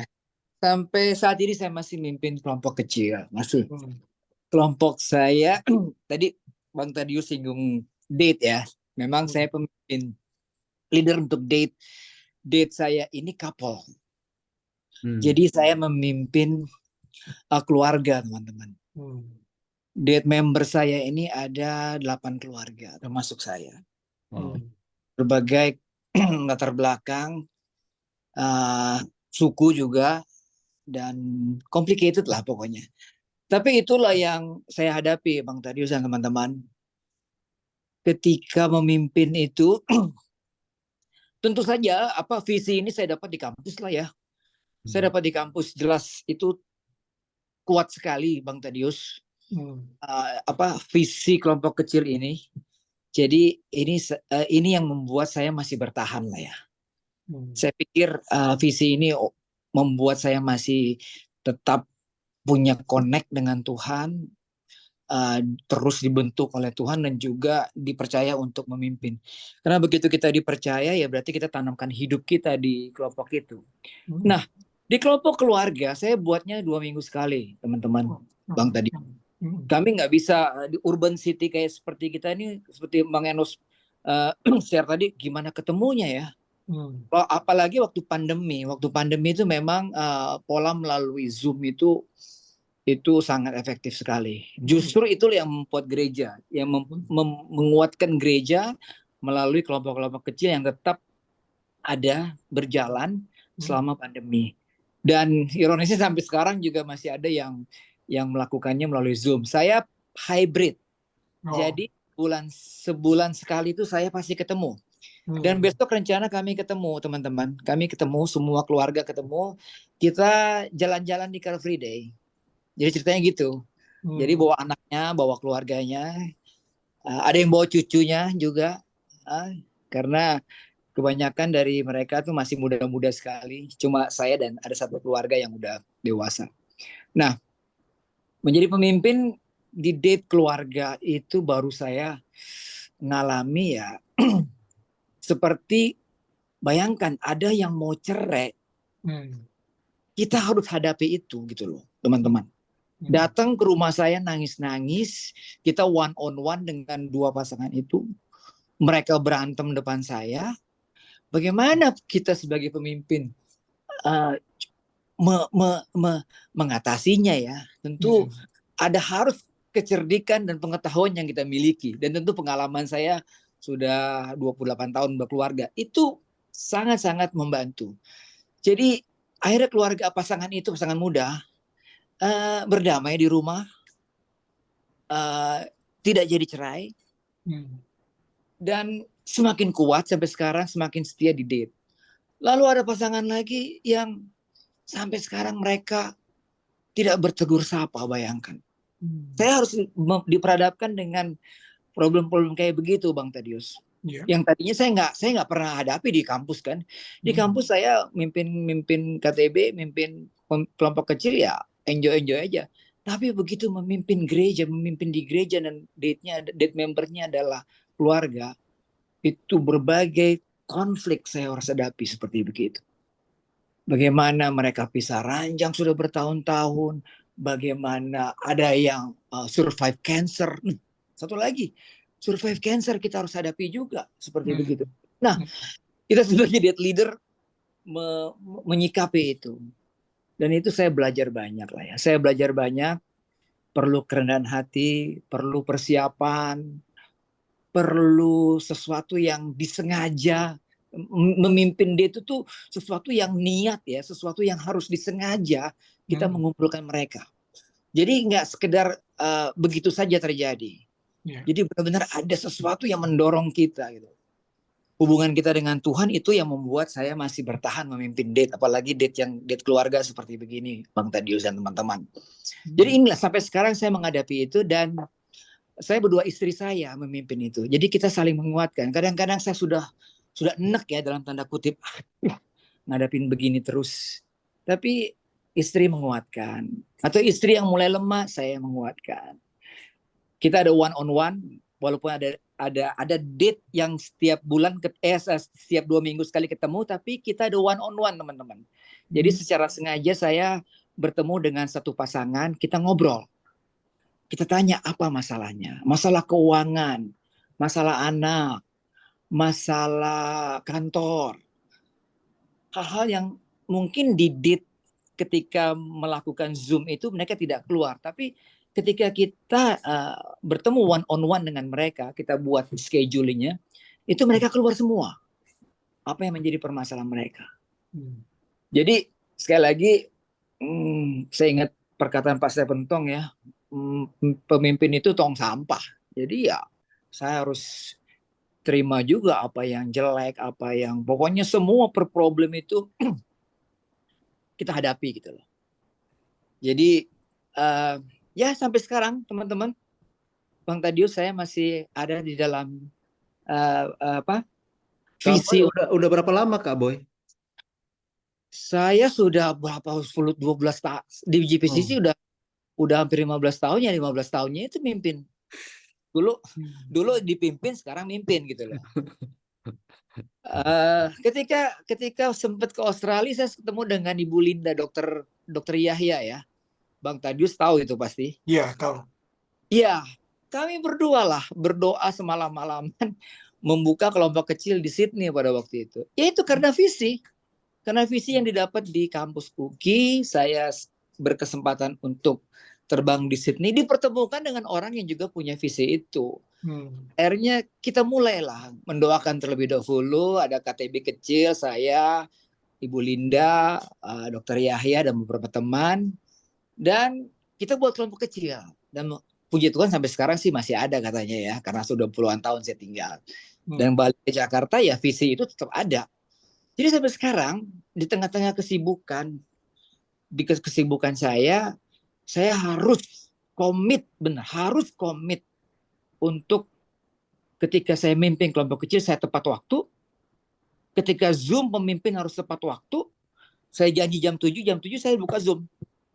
Bahwa mereka telat datang ya pokoknya saya tepat jam 7 saya buka gitu loh. Nah, ketika bertemu juga begitu. Dan besok pagi hari Minggu saya harus janji dengan mereka jam 7:30 pagi kita ketemu depan FX. Kita mau jalan santai, kita mau sharing, kita mau doa sama-sama, kita mau olahraga. Ya itu yang kami lakukan. Kira-kira itu teman-teman, Bang Tadius. Ya, thank you, Boy. Thank you. Terima kasih Bro Boy. Terima kasih sharingnya ya. Nih ada teman lagi yang mau sharing atau bertanya. Hebat ya. Aku terus terang kalau sampai belasan tahun gitu Kak Boy, mungkin nggak kuat. Iya loh, Bang Tadius, aku tuh orangnya nggak bisa. Istri aku paling tahu tuh. Ya, tapi bukan tidak bisa toh. Kalau diupayakan bisa. Oke, yang lain bagaimana? Ini ada apa namanya yang dari Amerika. Ada Mas, oh ya Mas Joko, apa kabar? Baik, Mau selamat sharing. malam. Ada Bang Boy, kebetulan saya dengar ceritanya terkesan itu. Di Sydney ya, boleh saya tahu Bang, ada nomor yang bisa dihubungin, anak saya kebetulan tinggal di sana, biar dia juga ikut dalam kelompok begitu. Karena saya juga merasakan pertumbuhan iman saya justru waktu awal itu ketika di UKI ikut kakak kelompok kecil ya kan sampai kelompok besar, dan saat ini saya melayani di tempat pekerjaan juga ada kelompok juga saya di sini, dan bersyukur memang harusnya di UKI itu kelompok kecil KTB itu benar-benar berjalan terus harusnya ya sampai kapanpun gitu, karena benar-benar ketika kita di luar kampus ya, kita akan berhadapan di gereja, di masyarakat untuk siap menjadi teladan seperti bagian penutup yang tadi Bang Tadius sampaikan. Oke, Bang Boy, boleh kasih nanti nomor telepon atau apa untuk anak saya, kebetulan sudah dari tahun 2018 di sana. Mungkin bisa ikut join. Ya, kami masih ada komunitas alumni dari sana, anak-anak dari Presbyterian Church. Nanti saya kasih nomor teleponnya di sana. Ya. Iya, terima kasih Bang Boy. Ya. Nanti di chat aja. Kak Boy bisa di private chat Kak? Boleh. Ya. Tahu dia. Oke. Ada lagi, Mas Joko? Cukup itu aja dari saya. Oke. Terima kasih. Terima kasih. Ada yang lain? Ini yang dari Amerika juga ada nih. Diana. Jam berapa sana ya? Pagi. Ya, mungkin masih kerja dia kayaknya ya, kerja ya. Ya, masih kerja, sambil kerja. Tapi dia ada mungkin mau bicara. Silakan Diana. Hello. Halo juga. Oh, okay. Om Boy, I'm proud of you. Udah, ini lagi chatting di sini Really di chat. proud of you. Saya kebetulan masuk dalam satu gereja besar yang kelompok kecil adalah core-nya, adalah akarnya gitu. Wow, keren. Ya, jadi bahkan mereka membentuk satu kelompok kecil yang mencoba mencoba memenuhi kebutuhan masing-masing. Jadi ada kelompok kecil untuk single, mereka boleh pilih di mana mereka mau ikut, dan itu based on location karena lokasinya bisa di Virginia, bisa di DC, bisa di West Virginia. Jadi ada banyak state gitu. Terus ada kelompok kecil based on Zoom. Karena gereja kita saking online-nya itu bisa sampai ke 50 state. Jadi untuk mengakomodasi kebutuhan mereka, kita punya cell group based on Zoom. Terus ada juga cell group based on status, like single parent. Ada yang ayah tapi single parent, ada yang ibu single parent. Supaya bisa memenuhi kebutuhan, karena pasti kasusnya berbeda. Yeah. Menghadapi anak, menghadapi kehidupan gitu ya. Dan ada juga orang pensiun. Orang-orang pensiun itu kan haus ya dengan kegiatan, dengan kebutuhan. Jadi orang-orang pensiun itu kebanyakan diarahkan untuk membantu orang lain. Menghabiskan waktu untuk membantu orang lain gitu. Kebanyakan cell group mereka dihabiskan dengan cara seperti itu gitu. Ada juga couple seperti yang Kak Boy pimpin. Karena jadi gereja ini benar-benar ada perempuan, ada untuk laki-laki, dan laki-laki selalu dibatasi dengan umur. Nggak general laki-laki boleh masuk ke grup itu, enggak. Tapi dibatasin. Laki-laki mungkin dari umur 10 sampai 20 ikut grup ini, 20 sampai, jadi per fase barangkali ya gitu ya, karena kan pasti different fase, different challenging juga kan. Jadi itu yang gereja saya itu trying untuk menembak masalahnya dengan cara-cara seperti itu gitu. Dan ada juga kadang-kadang book club. Tapi tentu book clubnya itu harus disetujui oleh senior pastor. What kind of buku seperti apa yang bisa dibaca dan bisa didiskusikan. Ada juga khusus untuk perempuan, dan perempuan itu dibagi lagi per umur, per status. Per status maksudnya ya, ada juga yang single parent, ibu single parent atau widow, itu pasti dikategorikan lah, ada kategorinya. Jadi orang-orang bisa masuk, sign up, oh saya mau nyaman di sini gitu. Kayaknya status saya di sini gitu. Itu yang ada juga yang general, meaning like a variety of people ada di situ gitu. Ada juga yang begitu.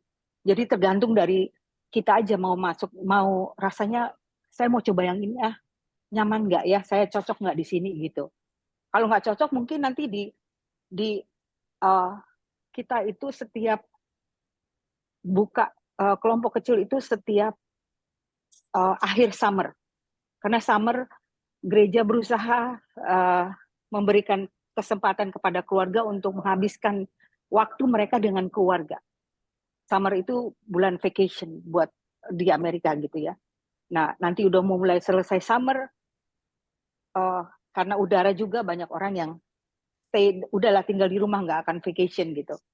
Nah, itu momen-momen di mana orang bisa mencari kelompok kecil gitu.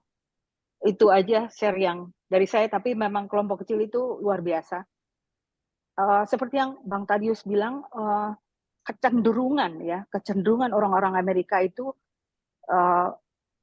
individual, yes, itu kecenderungannya. Tapi kan bukan berarti semua kayak gitu.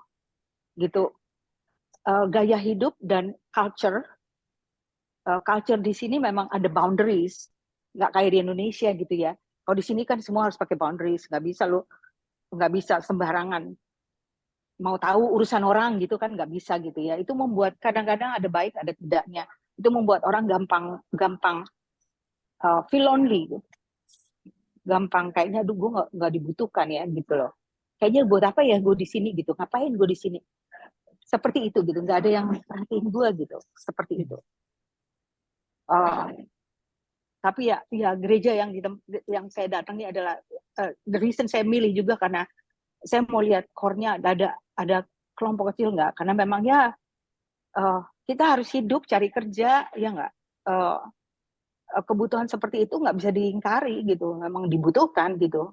Dan kalau kita nggak dilindungi, sebenarnya cell group adalah buat saya tuh ya untuk melindungi supaya fokus saya nggak shifted, fokus saya nggak bergeser gitu. Gampang banget punya fokus bergeser. Di sini ya itu buat saya tuh gampang sekali untuk mempunyai fokus yang bergeser. Gitu.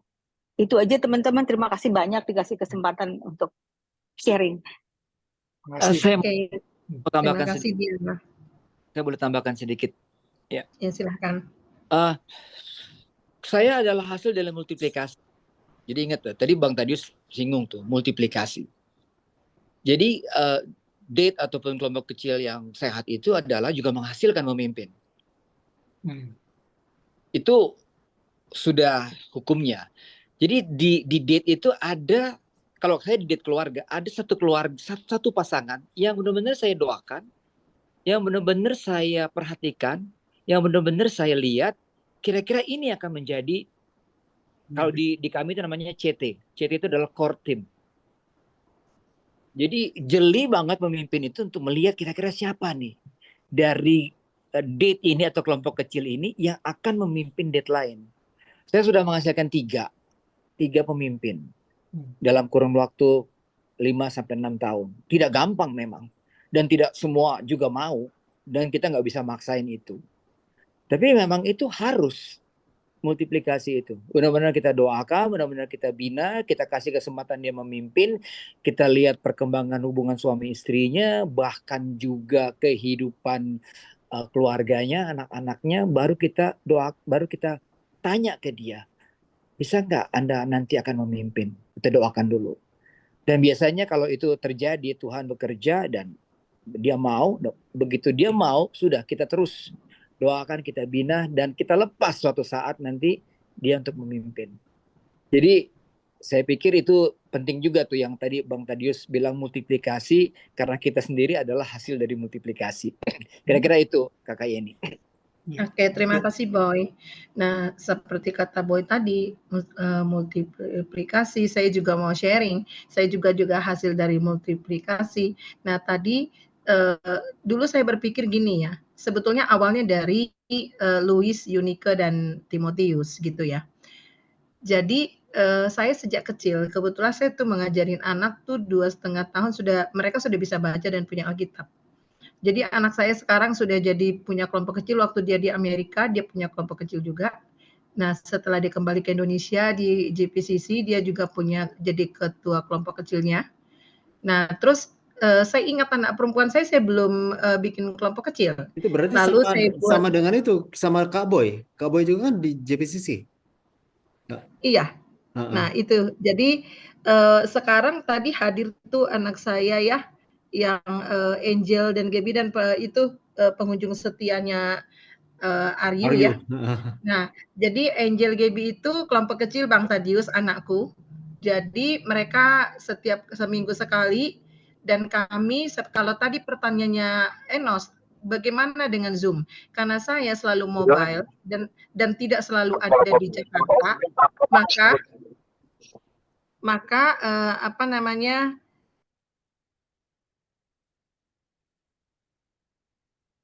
Kak Yeni, Saya juga saya juga melakukan kelompok kecil terhadap anak-anak saya ini by Zoom. Karena tidak selalu ketemu. Satu dia di Jatinangor, jadi anak saya di Bekasi, saya kadang di Sumatera, anak saya yang lain sudah berumah tangga gitu ya, kami by Zoom. Dan kalau kami ketemu, ya kami ketemu bisa kita kumpul gitu ya. Jadi karena saya pikir juga memang mulai dari rumah ya. Saya belajar dari Louis, Yunike, dan Timotius itu. Jadi anakku yang itu multiplikasi, ya puji Tuhan dia di GPCC juga sekarang. Nah, terus kemudian ya anak-anak perempuan ini saya harapkan bisa juga untuk multiplikasi nanti kalau dia berkeluarga ataupun kepada teman-temannya. Jadi sebenarnya itu contoh saja yang artinya bisa terjadi by Zoom. Nah, bagi teman-teman yang lain mungkin ada yang mau sharing atau ada yang mau bertanya? Oh ya, ada juga pertanyaan gini Bang Tadius. Sampai kapan kita menjadi maksudnya membina kelompok kecil? Karena berpikir kalau kita sudah membina sekali cukup gitu. Bagaimana nih Bang Tadius supaya yang lain juga tercerahkan, kita semua tercerahkan? Nggak ada batasnya sih. Jadi kalau bikin kelompok kecil selama kita masih bisa dan juga selama itu masih bisa jadi berkat, kecuali kita udah nggak bisa jadi berkat ya.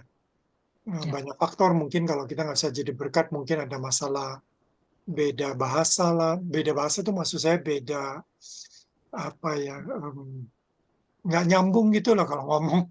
Kalau udah beda generasi, beda apa kan jadi nggak nyambung itu. Tapi kalau kita orangnya juga orang yang mau belajar, walaupun kita udah tua, tapi kita mau belajar dari anak-anak lebih muda, akhirnya kita juga masih bisa nyambung sama mereka. Bisa jadi berkat. Selama kita masih dibutuhkan, mereka mau gitu, kita tetap mimpin gitu.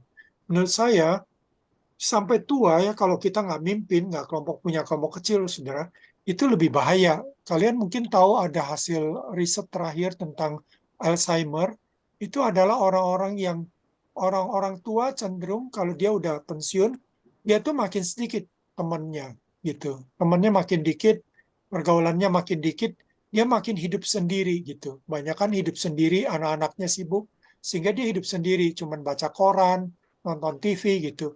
Nah, itu akan mempercepat proses Alzheimer dia gitu. Jadi untuk supaya dia tidak cepat Alzheimer, dia harus sosialisasi sosial, berteman, dan seterusnya. Nah, tentu ini kesempatan baik buat kita anak-anak Tuhan untuk terus melayani, terlibat dalam pelayanan, terlibat dalam kelompok kecil. Buat saya sih itu nggak ada batasnya gitu.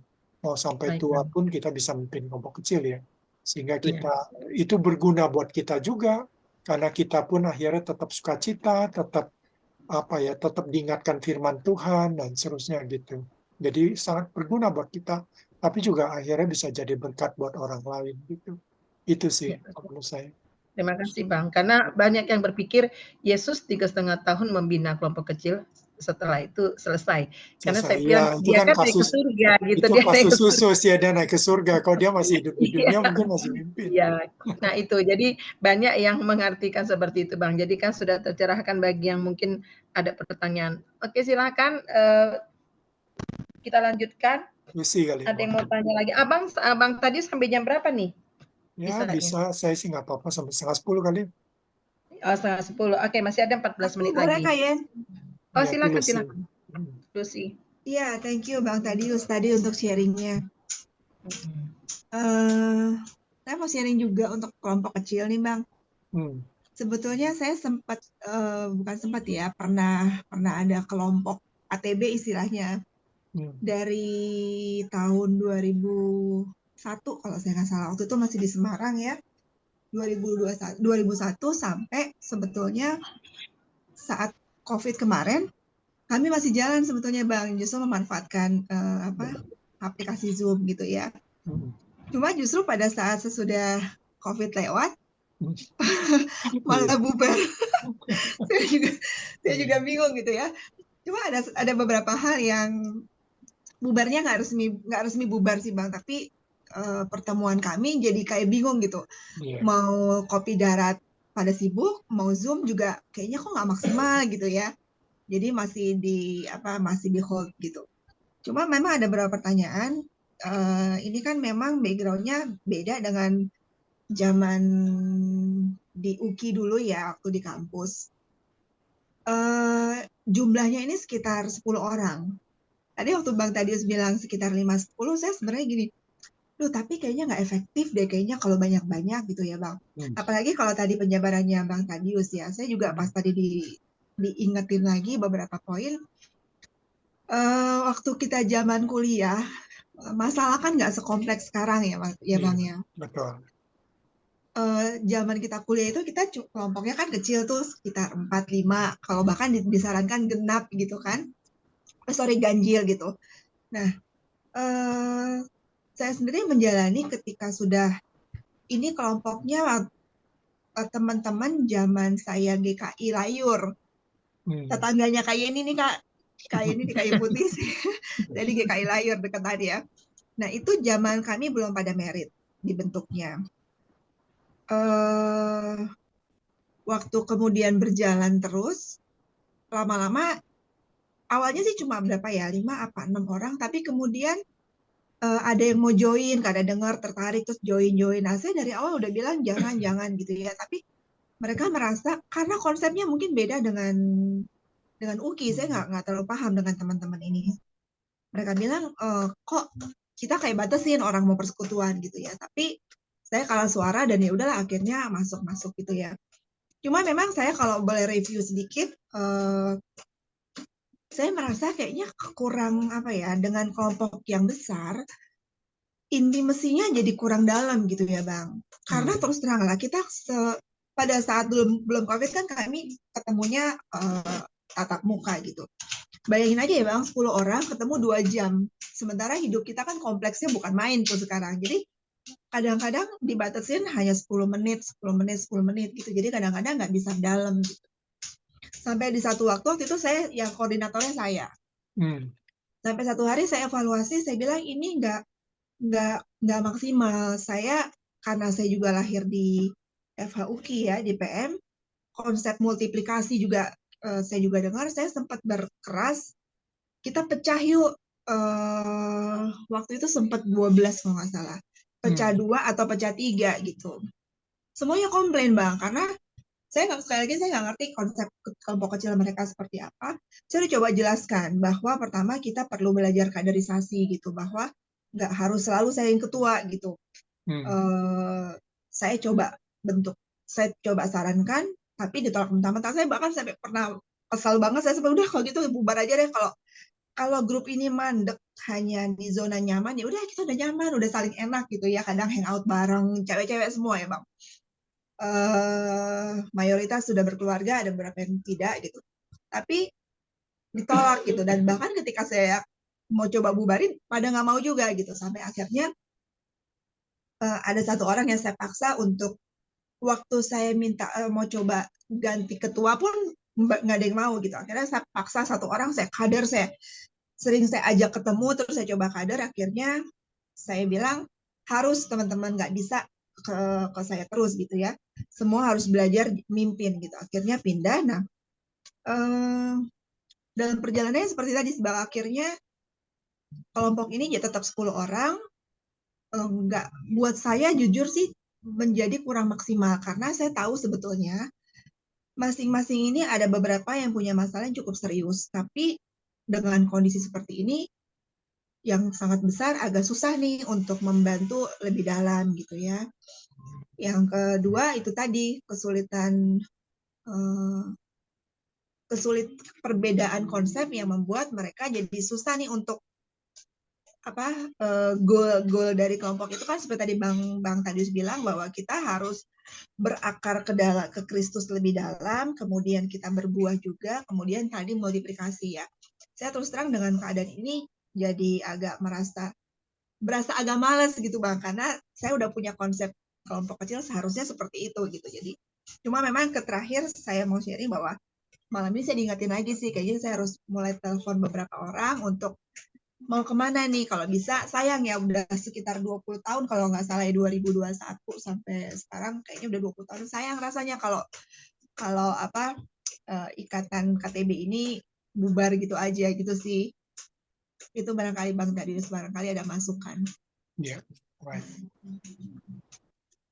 Saya rasa mungkin mungkin bisa beberapa kemungkinan sih. Salah satunya misalnya kalau Zoom 10 orang itu kadang-kadang bisa breakout aja, bikin 2 grup gitu. Terutama kalau waktu belajar, waktu menjelaskan, waktu memberikan itu bisa sama-sama. Tapi waktu diskusi, waktu sharing, itu bisa dipecah jadi 2 grup gitu. Itu juga salah satu. Karena kalau satu grup mungkin nggak semua dapat kesempatan. Tapi yang kedua, mungkin juga 10 orang. Nah, kenapa saya pikir 10 orang? Karena kan mungkin kecuali kelompok kalian, kalau kelompok kalian tuh hebat, 10 orang selalu datang, itu luar biasa memang itu. Karena umumnya kalau 10 orang itu yang datang 7 orang gitu, 8 orang itu maksimum. Tapi jarang sekali 10 orang datang gitu. Kadang nggak lengkap juga sih Bang. Nggak juga.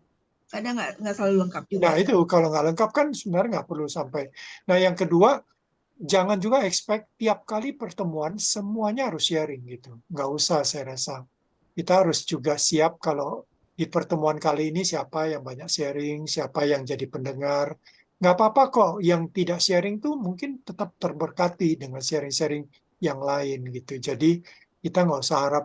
Nah yang mungkin kita bisa belajar dari Bang Boy tadi ya. Bang Boy kan sharing bahwa selain mereka pertemuan, mereka lebih besar lagi, 10 couples itu 16 orang, bayangin tuh. Itu kan luar biasa 16 orang. Nah, tapi mereka katanya Bang Boy bilang bahwa mereka tuh ada one on one. Mungkin itu yang mesti dilengkapi. Itu memang ideal banget di luar pertemuan besar, maksudnya pertemuan pleno kelompok, seluruh kelompok hadir, itu di luarnya ada one on one gitu. Nah, di one on one itulah untuk menutupi kekurangan pertemuan besar.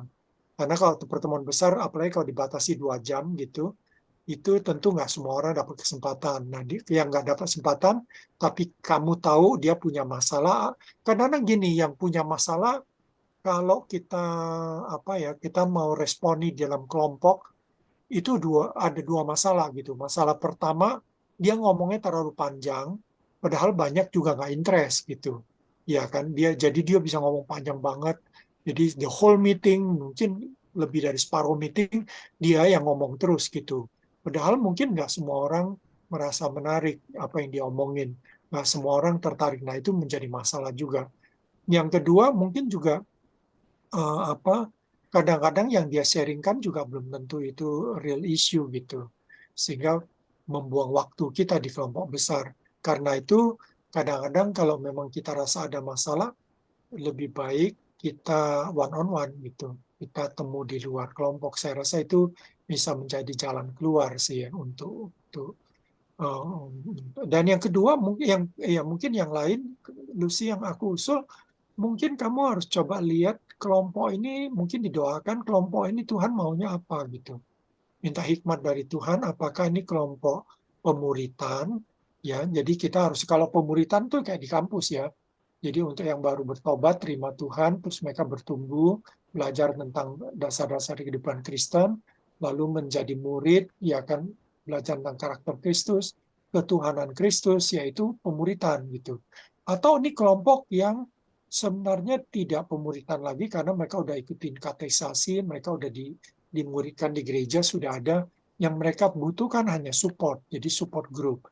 Nah, kalau support group, mungkin kamu nggak bisa mengharapkan lebih daripada itu gitu. Mungkin kelompok ini hanya untuk saling mendukung, saling support. Tentu bisa belajar 1-2 hal, tapi lebih banyak seperti yang saya tadi katakan, Lucy, bahwa ini adalah kelompok bagaimana mereka menerapkan firman Tuhan ke dalam hidup mereka. 2 hal lah mungkin kelompok ini. Pertama, kelompok ini menolong mereka untuk tetap punya intimasi dengan Tuhan. Jadi kita ingatkan saat teduh mereka, ya kan, bagaimana saat teduh mereka, bagaimana hubungan mereka sama Tuhan. Terus yang kedua, bisa saling menolong dalam menerapkan firman dalam hidup sehari-hari. Itu sih Lucy, kalau itu bisa lakukan, menurut saya udah bagus banget gitu. Ya, sehingga kamu nggak usah terlalu kecewa, kayaknya nggak mencapai seperti. Jadi memang kamu mesti kadang-kadang mimpin kelompok yang di luar seperti ini, kamu harus lepaskan konsep yang di kampus, karena di kampus sudah nggak terlalu applicable untuk di luar kampus, karena kampus itu sangat spesifik. Mahasiswa baru masuk, mereka mungkin banyak yang berbayar baru, mereka perlu lahir baru, perlu bertumbuh. Nah, itu sangat spesifik seperti itu. Tapi kalau di gereja itu sangat beragam. Ya, memang ada yang sudah bertumbuh, ada yang kurang. Jadi mesti bertanya sama Tuhan nih kira-kira apa yang perlu gitu. Tapi kalau menurut saya dua hal itu sangat diperlukan semua. Pertama untuk hubungan dengan Tuhan, intimasi dengan Tuhan, untuk hidup saat teduh mereka, hidup doa mereka, itu tetap dibutuhkan. Baik untuk yang baru maupun yang lama, tetap perlu diingatkan itu. Yang kedua, untuk bagaimana menerapkan firman yang mereka udah baca atau mereka dengar ke dalam hidup sehari-hari, ya jadi diskusi untuk penerapan firman, sharing-sharing tentang firman, itu tetap relevan gitu. Itu bisa digunakan dalam semua kelompok apapun. Jadi dua hal itu menurut saya masih bisa dilakukan. Tapi kalau kamu mau lakukan seperti yang di kampus, mungkin kamu harus bentuk grup baru. Anak-anak yang baru ikut camp, terus terima Tuhan. Nah, itu masuk ke kelompok yang seperti di kampus. Itu sih masukan saya buat mudah-mudahan Oke, jawab. Bang. Makasih banyak ya Bang Tadius ya. Saya diingetin juga sih. Saya pikir tadinya ya konsep kelompok kecil itu harus begitu gitu. Nah, ya. Setuju banget Bang. Saya harus evaluasi beberapa hal kelihatannya. Iya, kelompok kecil ada banyak. Jadi ada kelompok kecil untuk namanya evangelistik, untuk yang dulu kita pakai istilah apa istilahnya?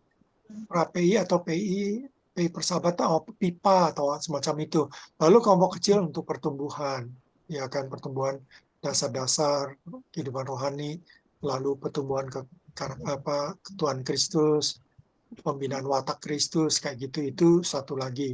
Lalu untuk yang support group, bisa support group.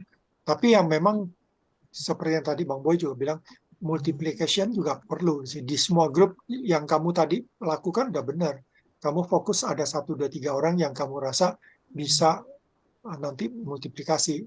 Nah, mungkin untuk multiplikasi kadang-kadang gini, kamu selang-seling aja. Jadi kamu bikin jadwal pertemuannya gitu, lalu 2-3 minggu pertama atau 2-3 pertemuan pertama kamu yang mimpin, minggu keempat kamu atau pertemuan keempat kamu sudah delegasikan ke yang lain, ke anggota gitu, gantian mimpin. Nah, dari situ kita bisa lihat siapa yang siap untuk mimpin kelompok baru. Itu bentuk regenerasi pada umumnya. Mudah-mudahan nangkap ya, mudah-mudahan bisa. Iya, makasih banyak ya Bang Tadius. Terima kasih ya. Ini waktunya sudah 21.29.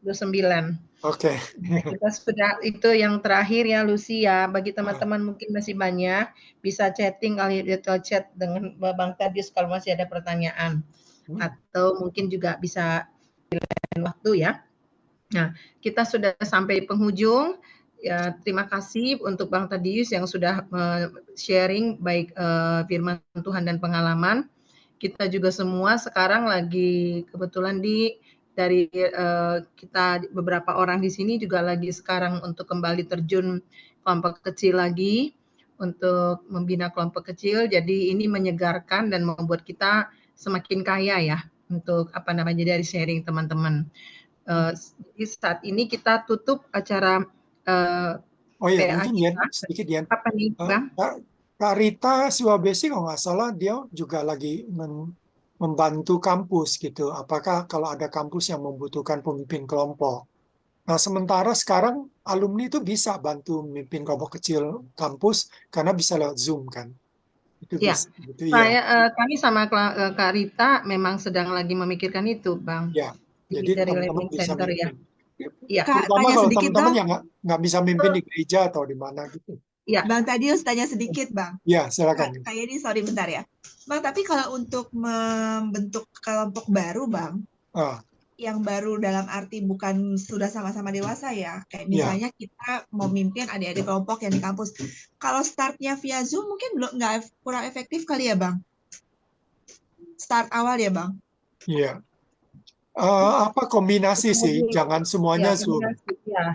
Jangan semuanya Zoom. Jadi Iya. kombinasi kayak Bang Boy gitu. Dia Iya. seminggu sekali pertemuan bisa by Zoom, sekali lagi Ya. mungkin ketemu. Tapi mungkin nggak usah gitulah. Mungkin 3 kali lewat Zoom, yang keempat kali kita bisa ketemu darat Iya. gitu. Mesti Gitu Di-combine. Ya kalau Ya. Bang Boy kan tadi kayak kalau nggak salah kan udah belasan tahun malah Bang. Iya memang. Ya. Artinya ketika kayak kelompok kecil di mahasiswa itu kan kayaknya perlu bonding bikin apa ya, bangun Iya relation di betul. awal itu agak susah kali kok. Iya memang agak susah, harus diakui. Tapi nggak mustahil. Ya. Nggak Ya. mustahil. Oke, Ya. oke, Tapi baik, nggak Bang. mustahil. Roh Ya. Tuhan bisa bekerja di mana-mana. Betul Bang. Sulit tapi nggak bisa gitu ya. Iya, kita Oke. mengandalkan Tuhan kok, bukan Ya. mengandalkan kekuatan Terima kita. kasih Bang. Iya. Jadi sebelum ini tolong Bang kita ditutup untuk ibadah kita ini. Baik, ya. Bang tadi menutup dalam doa. Terima Mari kasih kita Bang. berdoa. Kami sungguh bersyukur Tuhan untuk pertemuan malam ini, walaupun tidak banyak yang bisa hadir, tapi kami bersyukur karena kami juga bisa saling sharing dengan sedikitnya yang hadir, saling menguatkan. Kami bisa belajar juga dari rekan-rekan kami dengan Bang Boy yang aktif di gereja, mungkin kelompok kecil juga Tuhan, dan juga dengan Lucy yang di gereja juga terlibat dalam pimpin kelompok kecil. Kami sungguh bersyukur, kami berdoa kiranya Diana juga di Amerika bisa terlibat dalam kelompok kecil di gerejanya dan sangat menguatkan, sangat mendukung kami untuk pentingnya kelompok kecil di Bang. Kami berdoa untuk gereja-gereja yang belum memahami, belum melihat bahwa peran kelompok kecil sangat penting untuk menjaga, melindungi jemaatnya. Kiranya juga Tuhan kau akan bekerja atau menolong, terutama gereja besar seperti HKBP, GPIB, Tuhan GKI, supaya mereka, GKJ juga, GKJW, supaya mereka juga makin menyadari bahwa kelompok kecil satu yang perlu mereka perhatikan, perlu mereka bangun, supaya bukan cuma pembinaan, tapi pelipat gandaan pun bisa terjadi dengan kelompok kecil yang baik. Dan kami berdoa juga untuk alumni-alumni Fakultas Hukum UKI ini, agar mereka bisa terus terlibat Tuhan dimanapun Tuhan tempatkan, apakah mereka bisa membangun kelompok kecil di gereja mereka, ataupun bangun kelompok kecil dengan teman-teman di kampus, ataupun dengan teman-teman alumni yang baru lulus, yang membutuhkan kelompok kecil. Kiranya Tuhan Engkau tolong supaya kemungkinan-kemungkinan ini bisa terbuka untuk membantu setiap kami, Tuhan bisa terus terlibat, karena kelompok kecil bukan hanya untuk kepentingan orang lain, tapi kelompok kecil juga sangat menolong kehidupan rohani kami, pertumbuhan rohani kami, pertumbuhan karakter kami. Terima kasih Bapak, kami berdoa untuk pelayanan rekan-rekan kami di Ponsel ini, kiranya Engkau terus berkati dan Engkau sertai. Berkati teman-teman yang begitu setia Tuhan untuk pelayanan ini, dan kiranya apa yang dilakukan boleh menghasilkan buah yang kekal untuk kemuliaan nama-Mu. Dalam nama Tuhan Yesus kami berdoa mengucap syukur. Amin. Dan terima kasih Bang tadi untuk Sudah foto waktunya. belum? Ya, selamat malam Boleh teman-teman foto ya. ya, foto dulu. Sudah foto belum? Ada Makasih. Edes. Ini dari Australia nih lagi datang di sini nih Kak Tadius. Iya, iya. Agak Kita foto ya. ladies Ya, kita jangan silahkan tadi. difoto Enos. 2, 3. Tapi yang KEDES-nya belum dibuka itu. Udah. Oh, Udah. nggak ada orangnya. Udah. Ini Ito Henry sama itu Diana sama Kak Norma nggak Yes. kelihatan. Kak Norma. Iya, Oh, Henry Kang sama Martin yang Diana. nggak kelihatan. Norma kurang rendah itunya. 1, 2. Oke. Oke, Terima kasih, terima Bang kasih Bang Tadius. Tadius pelayanannya Terima ya. kasih semua. Tuhan berkati. Iya, sama-sama Terima kasih, teman-teman. thank you. Selamat malam. Malam.